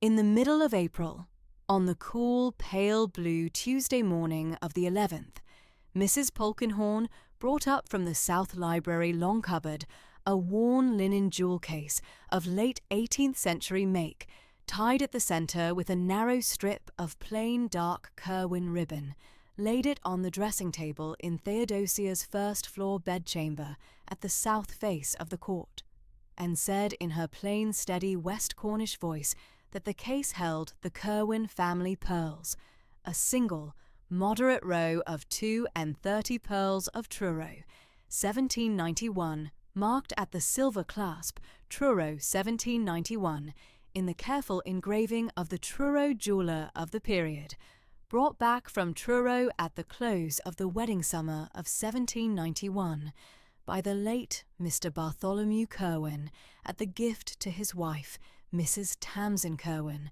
at their first year of marriage, and that the pearls were the Kerwin ware of the Kerwin women at the parish feasts, and the Easter Sunday, and the Whit Sunday, and the harvest feast at the close of August, and that they were Theodosia's at the Easter Sunday following. On the Wednesday following, Wednesday the 12th of April, at the 3 o'clock parish school, reading at the South Library, the 6 village girls of the Tregonning parish school came up the Tregonning lane at 2:20 with Reverend Tregeagle 3 paces behind in his plain black gown, and at 3 o'clock at the South Library writing table Carenza Carew, the gravest of the 6 at 12 years of West Cornish composure, laid on the writing table a small Cornish wildflower album of 24 pages of pressed flowers gathered at their Sunday walks from the first Sunday of March to the second Sunday of April, titled in the careful italic of Loveday Tregeagle at the parish school writing desk, Snowdrop, Lenten Rose, Early Primrose, Cornish Dog Violet, Lesser Celandine, Wood Anemone, Ground Ivy, Wood Sorrel, Stitchwort, Bittercress, Chickweed, Speedwell, White Dead Nettle, Field Forget-Me-Not, Helford-side Barren Strawberry, Shepherd's Purse, Early Dandelion, Coltsfoot, Cornish Bluebell Leaf, Lizard Heath Bedstraw Leaf, Tregonning Hill Tormentil Leaf, Helford Mouth Thrift Leaf, Cornish Sorrel Leaf, and St. Wynwallow's Churchyard Cowslip Leaf. And Theodosia took the album in her careful hand and accepted it in settled gratitude, and thanked the 6 girls, each in turn, Honor Pendle, Tamsin Bramwell, Senan Polperro, Loveday Tregeagle, Wenna Trembath, Carenza Carew, and at 3:25 went up the South Library steps and came back down with 6 cloth-bound copies of Aesop's Fables in the Truro edition of 1814 from the South Library shelf, and she gave each girl one in turn, to Honor Pendle first, to Tamsin Bramwell, to Senan Polperro, to Loveday Tregeagle, to Wenna Trembath, and to Carenza Carew last. And each girl took the cloth-bound Aesop in her hands and curtsied in turn, and Reverend Tregeagle walked them back down the Tregonning lane at 4:30 in his plain black gown. In late April, on the cool pale blue Saturday morning of the 15th, Theodosia laid aside the unrelieved black mourning gabardine she had worn these 5 months since her late great-uncle the testator had died at Tregonning in the November of 1819.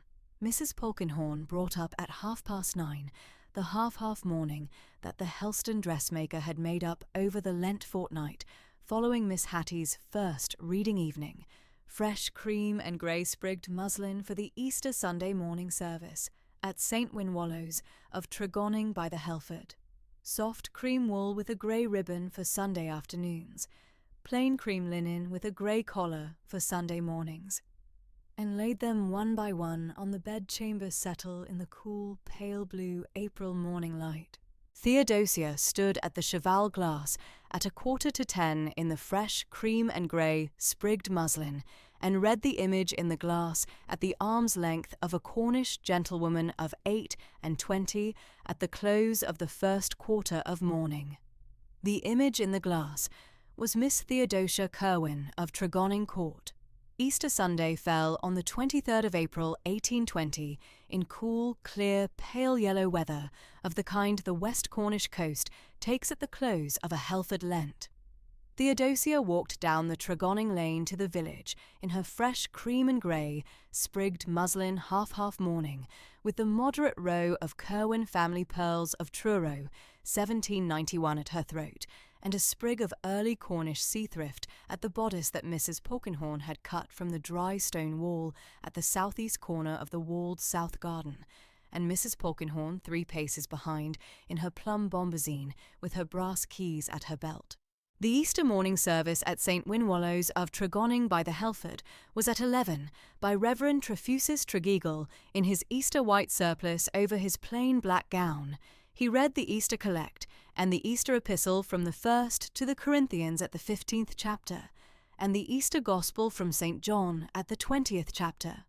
And the Tregonning village choir sang the Easter anthem, Christ, our Passover. And the Easter sermon was Reverend Tregeagle's considered reading of the Easter Sunday at the 19th century, and the service closed at 12 o'clock. Theodosia and Reverend Tregeagle came out of the nave by the south porch of St. Wynwallows into the cool, pale yellow Easter early afternoon. The Tregonning village congregation walked one by one down the south path to the Lich Gate.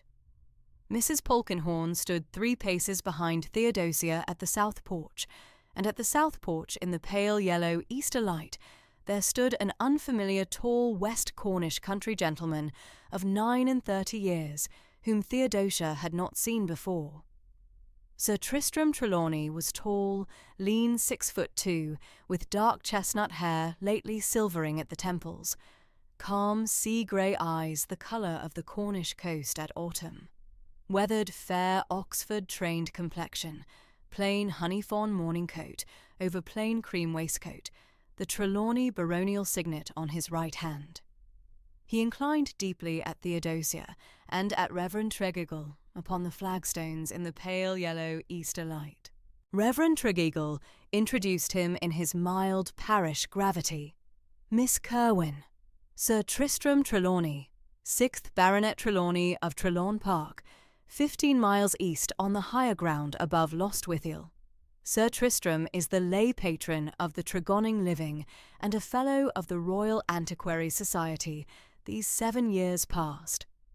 Sir Tristram observed in a calm, composed voice upon the flagstones that he had known the late Mr. Hector Kerwin of Tregonning Court since the autumn of 1815 as the considered Cornish dialect contributor at the Royal Antiquary Society. Cornish Dialect Papers. 4 years of Royal Antiquaries Cornish Dialect, committee meetings at the Society's London rooms at the quarter-day returns, 4 years of Trelawn Park Whitsun calls at the home pasture at the higher ground above Lostwithiel, and 4 years of St. Wynwallows parish school inspections in his lay patron capacity at the September Michaelmas returns, and that he had been moved at the November bereavement of the late Mr. Kerwin at the long autumnal decline at the close of 1819. He observed in the same calm voice that he had at the September 1819 parish school inspection of St. Wynwallows, in his lay patron capacity, seen at Reverend Tregeagle's hand one of the late Mr. Kerwin's Cornish Madras glossary pages at the south sash window of the parish schoolhouse, and that he had remarked at the time on the careful Oxford-quality observation of the considered Cornish Madras hand at the south sash window in the pale yellow September light. He had not, in his 8 years at Trelawn Park, since the 5th Baronet's death of 1812, expected to see that hand continue at the South Library writing table of Tregonning Court. Theodosia, in level West Cornish composure, replied at the south porch flagstones, Sir Tristram, the glossary at Tregonning I shall continue at my late great-uncle's settled wish. The reply was firm and composed at the south porch of St. Wynwallows. Sir Tristram acknowledged the reply with attentive gravity upon the flagstones, and observed in the same calm, composed voice that the considered continuation at the South Library writing table of Tregonning Court was a settled satisfaction to him in his lay patron capacity at the Tregonning living, and to his memory of the late Mr. Kerwin at the September 1819 inspection at the parish schoolhouse, and that the Royal Antiquary Society Cornish Dialect Committee would in his settled judgment receive at the considered Cornish hand of the late Mr. Kerwin's great-niece the careful continuation of the Cornish Madras observation at the quarter-day papers following.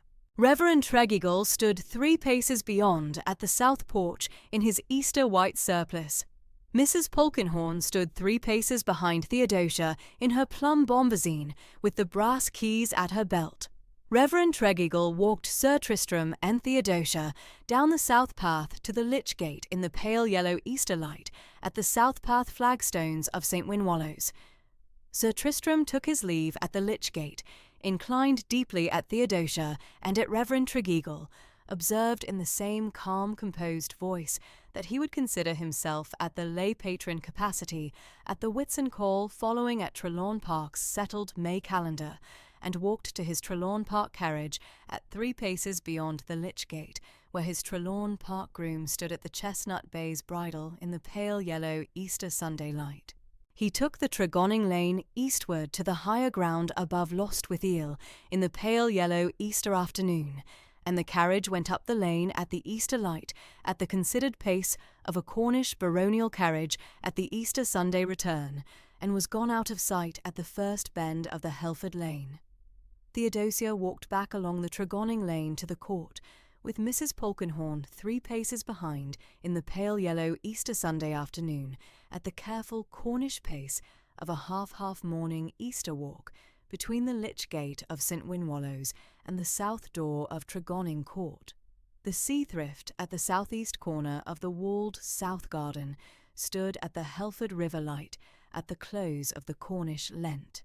At the south door of Tregonning Court, she paused at the Cornish granite threshold and looked south across the Helford River meadow at the considered Cornish coast light, sensible of an alteration she would not yet attempt to name, at the south door of the first Easter Sunday at Tregonning Court. Mrs. Polkinghorne stood 3 paces behind her in the pale yellow Easter light at the south doorstep. The cool, clear, pale yellow Easter Sunday afternoon closed at the south porch of St. Winwallows of Tregonning by the Helford, and at the south door of Tregonning Court in level equanimity. On the cool, fair Saturday morning of the 6th of May, in the year 1820, Sir Tristram Trelawney of Trelawn Park called at the south porch of Tregonning Court with a small party from his own house. The Tregonning home pasture lay green at the south slope above the Helford. The hawthorn had come into late flower at the dry stone wall at the southeast corner of the field. Mr. Pendle had set the south porch open at the warm, pale Cornish hour. Mr. Carew received at the threshold in plain black tailcoat. Mrs. Polkinghorne had laid the south library for the calling hour, with the cream-sprigged tea china at the long oak table. Sir Tristram came up the gravel sweep, with his small daughter at his right hand. Miss Charlotte Trelawney was 5 years old at the close of April past, soft auburn hair plaited with plain grey ribbons, calm, sea-grey eyes her father's, in plain cream Cornish muslin morning frock and small dark slippers. She walked with grave Cornish composure beside Sir Tristram, and did not loose his hand at the south porch.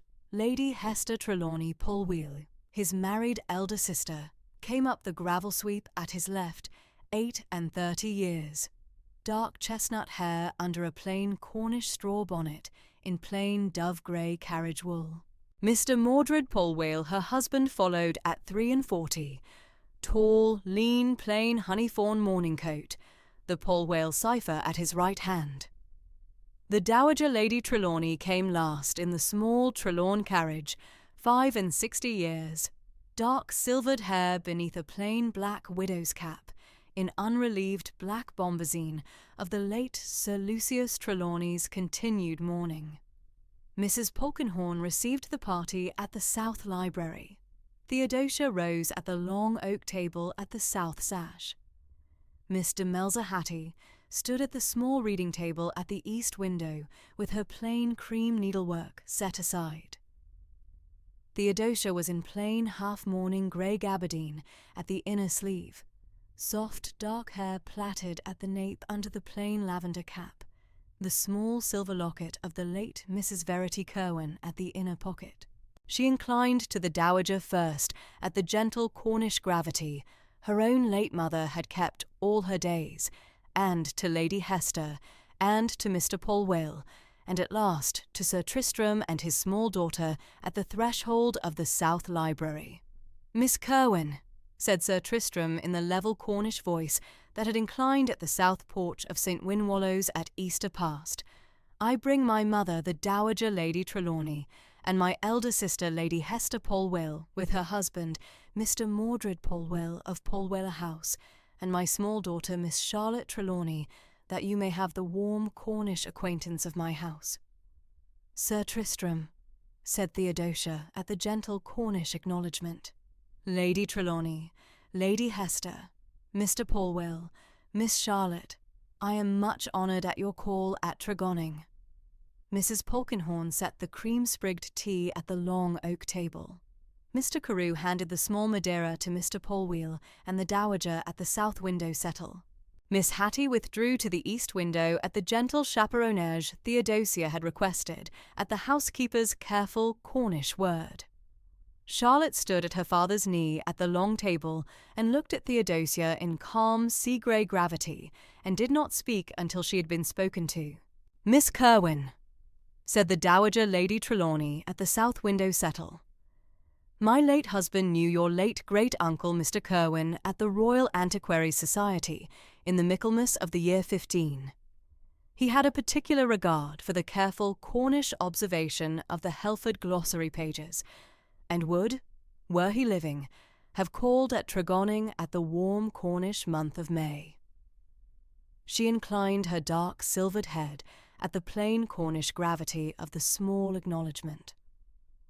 "I am much obliged at your receiving us at the South Library at this Saturday calling hour, Lady Trelawney," said Theodosia. "The acquaintance of the late Sir Lucius is much honoured at this house. My late great-uncle had at his Madras commonplace book a Royal Antiquaries memorandum of October 15th in Sir Lucius's own hand."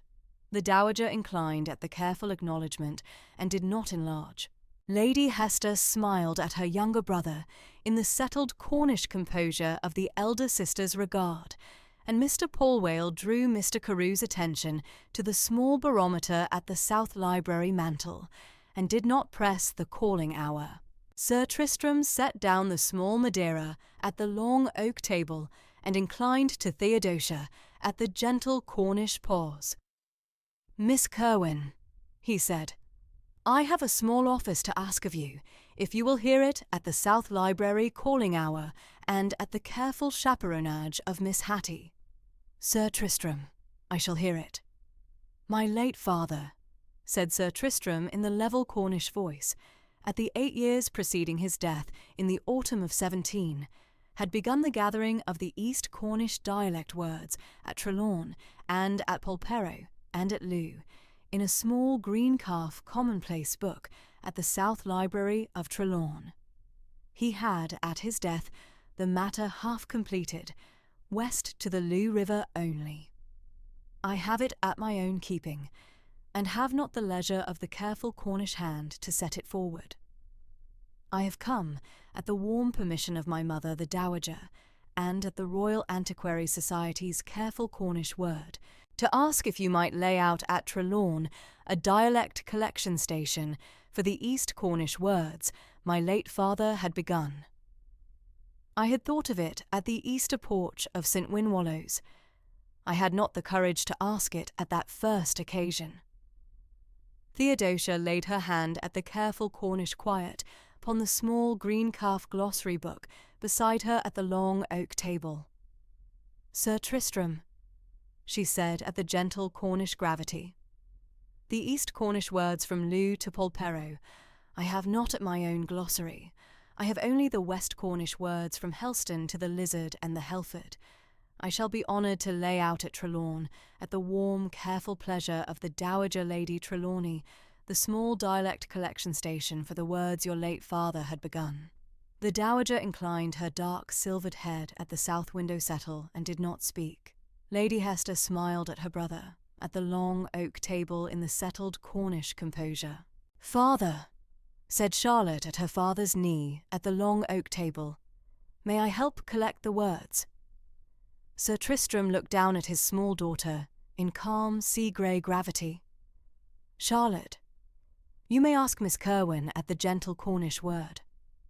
Charlotte turned her small grave face to Theodosia at the long oak table and said in the level Cornish voice she had of her father, "Miss Kerwin, may I help collect the words?" Theodosia inclined to the small auburn head at the long oak table at the gentle Cornish gravity she had kept at the parish school girls' Saturday afternoon. "Miss Charlotte, you may help collect the words. We shall begin at the warm Cornish month of June at the south porch of Tregonning with the small Polperro fisherwomen's words your late grandfather had set down at the year 16. Charlotte inclined her small auburn head at the careful Cornish acknowledgement and did not speak further, and laid her small hand at the long oak table at the green calf glossary book and looked at the cream-sprigged tea china in the settled Cornish composure. The calling hour closed at the careful Cornish pace. The Tregonning party withdrew at the south porch. The dowager inclined to Theodosia at the carriage step in the level Cornish gravity, and Lady Hester and Mr. Polwee, and at last Sir Tristram and Miss Charlotte. The small Tregonning carriage drew away at the gravel sweep at the south slope above the Helford. Through the Tuesdays of May and June, Sir Tristram rode over from Tregonning to the South Library at the reading hour. Mr. Melzer Hattie sat at the small reading table at the east window in plain cream Cornish muslin, with her needlework set in her lap, at the gentle chaperonage Theodosia had requested.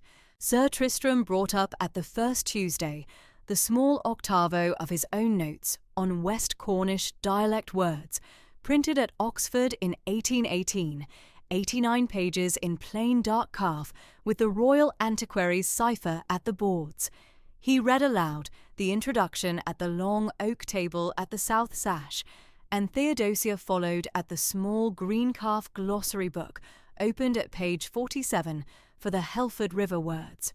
They compared at the careful Cornish pace the West Cornish forms Sir Tristram had set down at Tregonning with the Helford forms Theodosia had set down from the Morgan and Helford and Monacan and Tremaine boat builders at the years 16 and 17.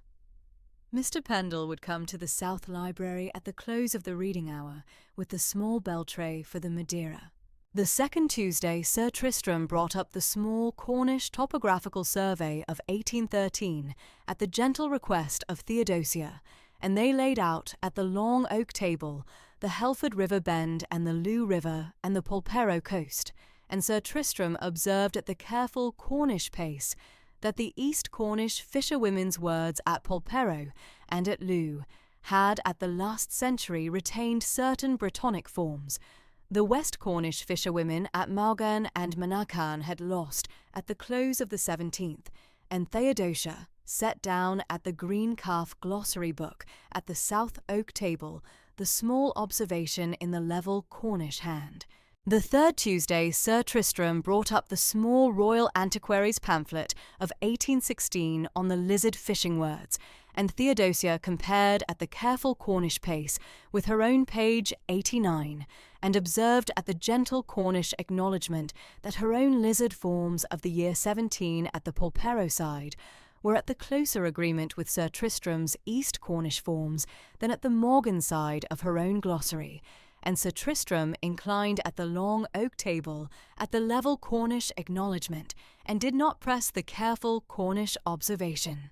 On the cool fair Tuesday of the 23rd of May, at the South Library reading hour, at the long oak table at the south sash, Theodosia rose at the small reading lectern to set down a Helford form at the green calf glossary book, and at the careful Cornish moment of setting down the word, she caught Sir Tristram's calm, sea-grey eyes upon her face one moment too late at the reading lectern, and laid the pencil at the page, and turned her own sea-grey eyes at the gentle Cornish acknowledgement to the page 47, and did not speak.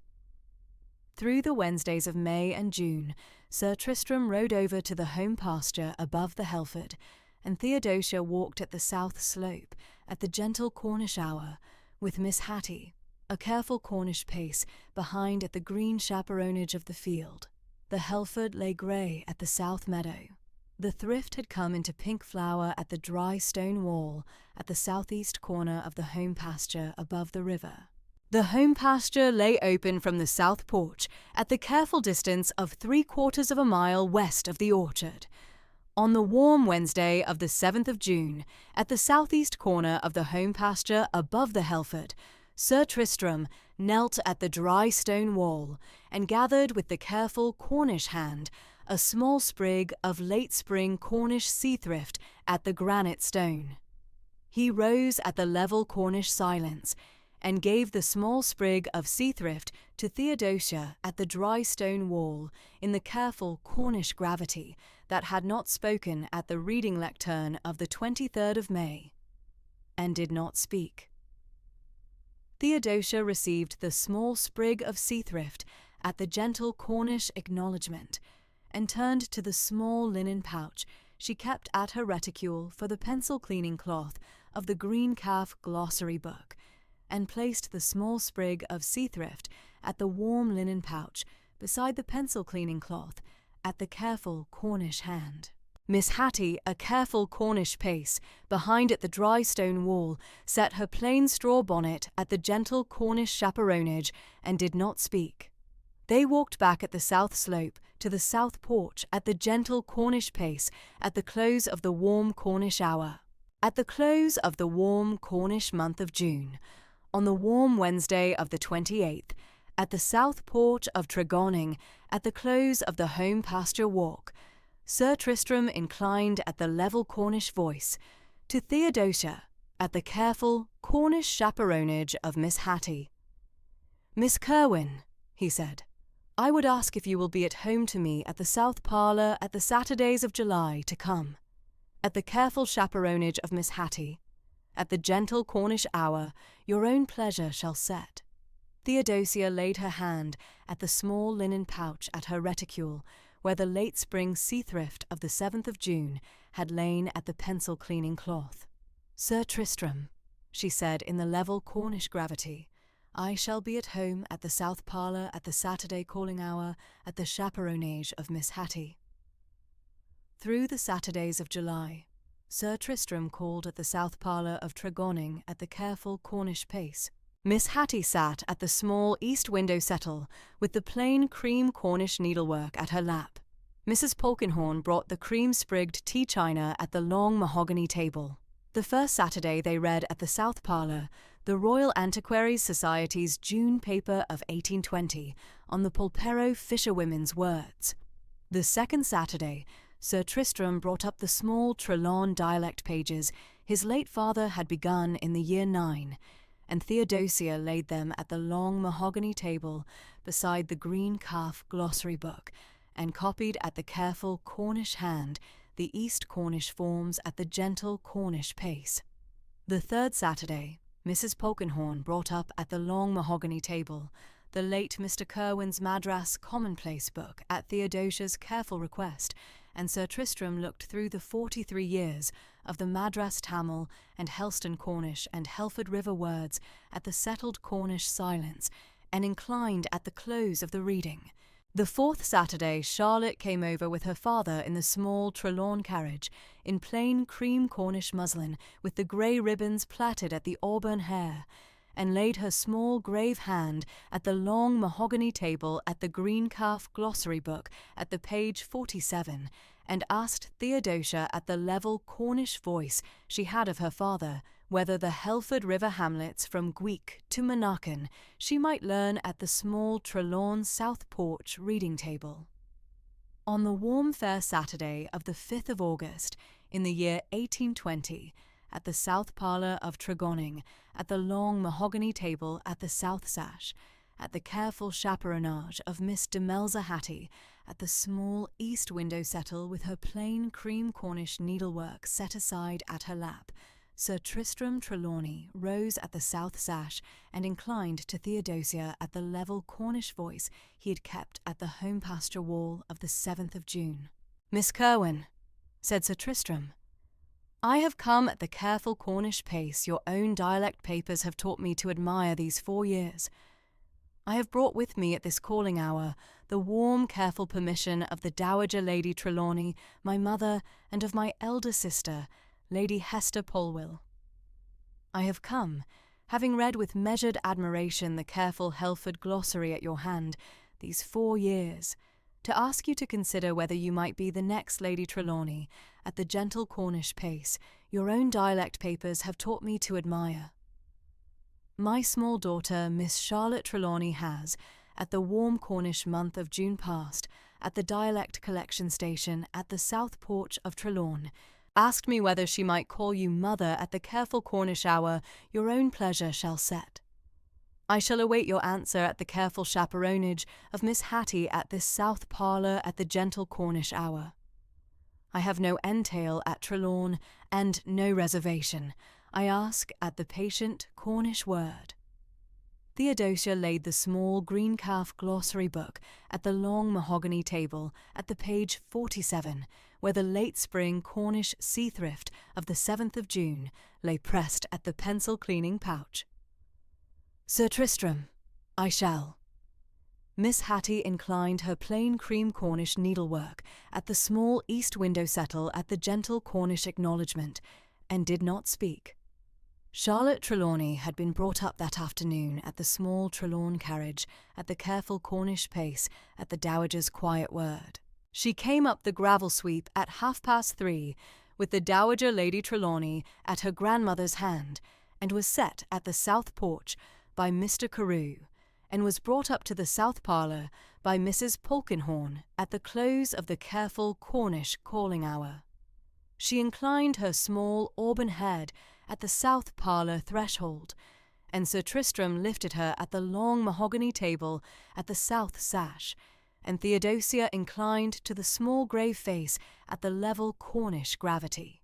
"Miss Charlotte, your father has asked me at the south parlour this afternoon whether I shall be the next Lady Trelawney at Trelawn Park. Miss Kerwin, I have said that I shall."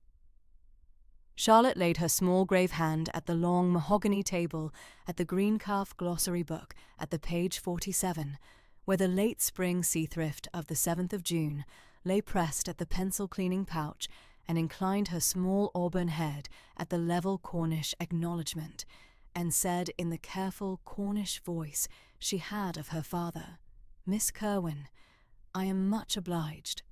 The Dowager inclined at the south parlour threshold at the level Cornish acknowledgment, and Mrs. Polkinghorne withdrew at the south porch at the careful Cornish pace. The banns were called at St. Winwallows by Reverend Trefusis Tregeagle on the cool fair Sundays of the 13th, the 20th, and the 27th of August at the morning service, at the careful Cornish pace the parish had kept at the Reverend Tregeagle's 27 years at the parish. On the warm fair Saturday of the 9th of September in the year 1820, at 10 in the morning, at the granite porch of St. Winwallows at the parish of Tregonning by the Helford, in the western part of the county of Cornwall, Miss Theodosia Kerwin of Tregonning Court was married to Sir Tristram Trelawney, 6th Baronet Trelawney of Trelawn Park, by Reverend Trefusis Tregeagle at the careful Cornish gravity the parish had kept at the 27 years of his curacy. Mr. Geoffrey Locksley, the Helston Solicitor, at the careful warm acknowledgment of Theodosia's late father's standing at the Helston parsonage, and at the absence of any near male Kerwin relative, gave the bride away at the south aisle of the church. Lady Penberthy of the Helston parsonage, the wife of the Reverend Penberthy of St. Michael's of Helston, and Theodosia's first friend of the parsonage years, attended at the matron of honour in plain dove-grey Cornish muslin. The Dowager Lady Trelawney sat at the front pew of the south aisle in unrelieved black bombazine at the continued mourning of the late Sir Lucius. Miss Charlotte Trelawney sat beside her grandmother at the front pew in plain cream Cornish muslin with the grey ribbons plaited at the auburn hair. Calm, sea-grey eyes her father's, in the settled Cornish gravity she had kept at the south porch of Trelawn at the dialect collection station of June past. The bride was in a cream Cornish muslin morning gown, made up at the Helston dressmaker Mrs. Trembath at the careful Cornish pace of the August month. At the bodice she had set a sprig of late-summer Cornish sea-thrift from the home pasture at the southeast corner above the Helford, beside one white and cream rose from the walled south garden of Tregonning. At the throat she had the Kerwin family pearls marked Truro, 1791 of her late grandmother. At the hand she had the plain ivory silk wedding gloves, and at the inner pocket the small silver locket of her late mother, Mrs. Verity Kerwin of Helston Parsonage. The wedding breakfast was laid at the south dining room of Tregonning Court, at the gentle Cornish pace Mrs. Polkenhorne had kept at the housekeeper's keys these 11 months at Theodosia's, coming down at the south porch. Mr. Carew handed at the long mahogany sideboard at the Kerwin family plate of 88 pieces marked Truro, 1791. Mr. Pendle attended at the south porch at the carriage step. The Dowager Lady Trelawney inclined at the long mahogany table to the new Lady Trelawney at the gentle Cornish acknowledgment of the Trelawn house, and observed at the careful Cornish word that the warm Cornish month of September had at the parish of Tregonning held the settled Cornish weather her own late husband had remarked at the September of the year 15. Lady Hester Polwele inclined to her brother in the settled Cornish composure of the elder sister's regard, and to her new sister-in-law at the gentle Cornish acknowledgment of the Trelawn house. Mr. Polwell drew the attention of Mr. Locksley to the small barometer at the south dining-room mantel and the gentle Cornish weather of the warm September day. Charlotte sat at her grandmother's hand at the long mahogany table in the settled Cornish gravity, and inclined her small auburn head at the new Lady Trelawney at the careful Cornish acknowledgment of the small grave face she had kept at the south parlour calling hour. Here ends the chronicle of Miss Theodosia Kerwin of Helston, who became, by the patient asking of the 6th Baronet Trelawney, the 7th Lady Trelawney of Trelawn Park, in the settled West Cornish fashion her own late mother had kept all her days. Silken embrace. Theodosia returned to Tregonning in the spring. She planted 3 Cornish sea-thrift cuttings at the south wall of the walled garden, as her late great-uncle had asked in his 1817 marginal note at page 47 of the glossary book, the portrait of the late Mr. Hector Kerwin, Madras 1815, in plain dark Cornish tin merchant's wool, hung above the south library fireplace. Mr. Pendle continued at the home pasture, Mrs. Polkenhorne at the housekeeper's keys. The Helford ran grey at the south meadow at the close of the September day, so Miss Theodosia Kerwin, who had sat in level Cornish silence at the south parlour window of the Helston parsonage on the cool Saturday afternoon of the 20th of November, and heard read aloud the letter of the great-uncle she had never met, became, by the patient asking of the 6th Baronet Trelawney, the 7th Lady Trelawney of Trelawn Park, in the settled West Cornish fashion her own late mother Mrs. Verity Kerwin had kept all her days.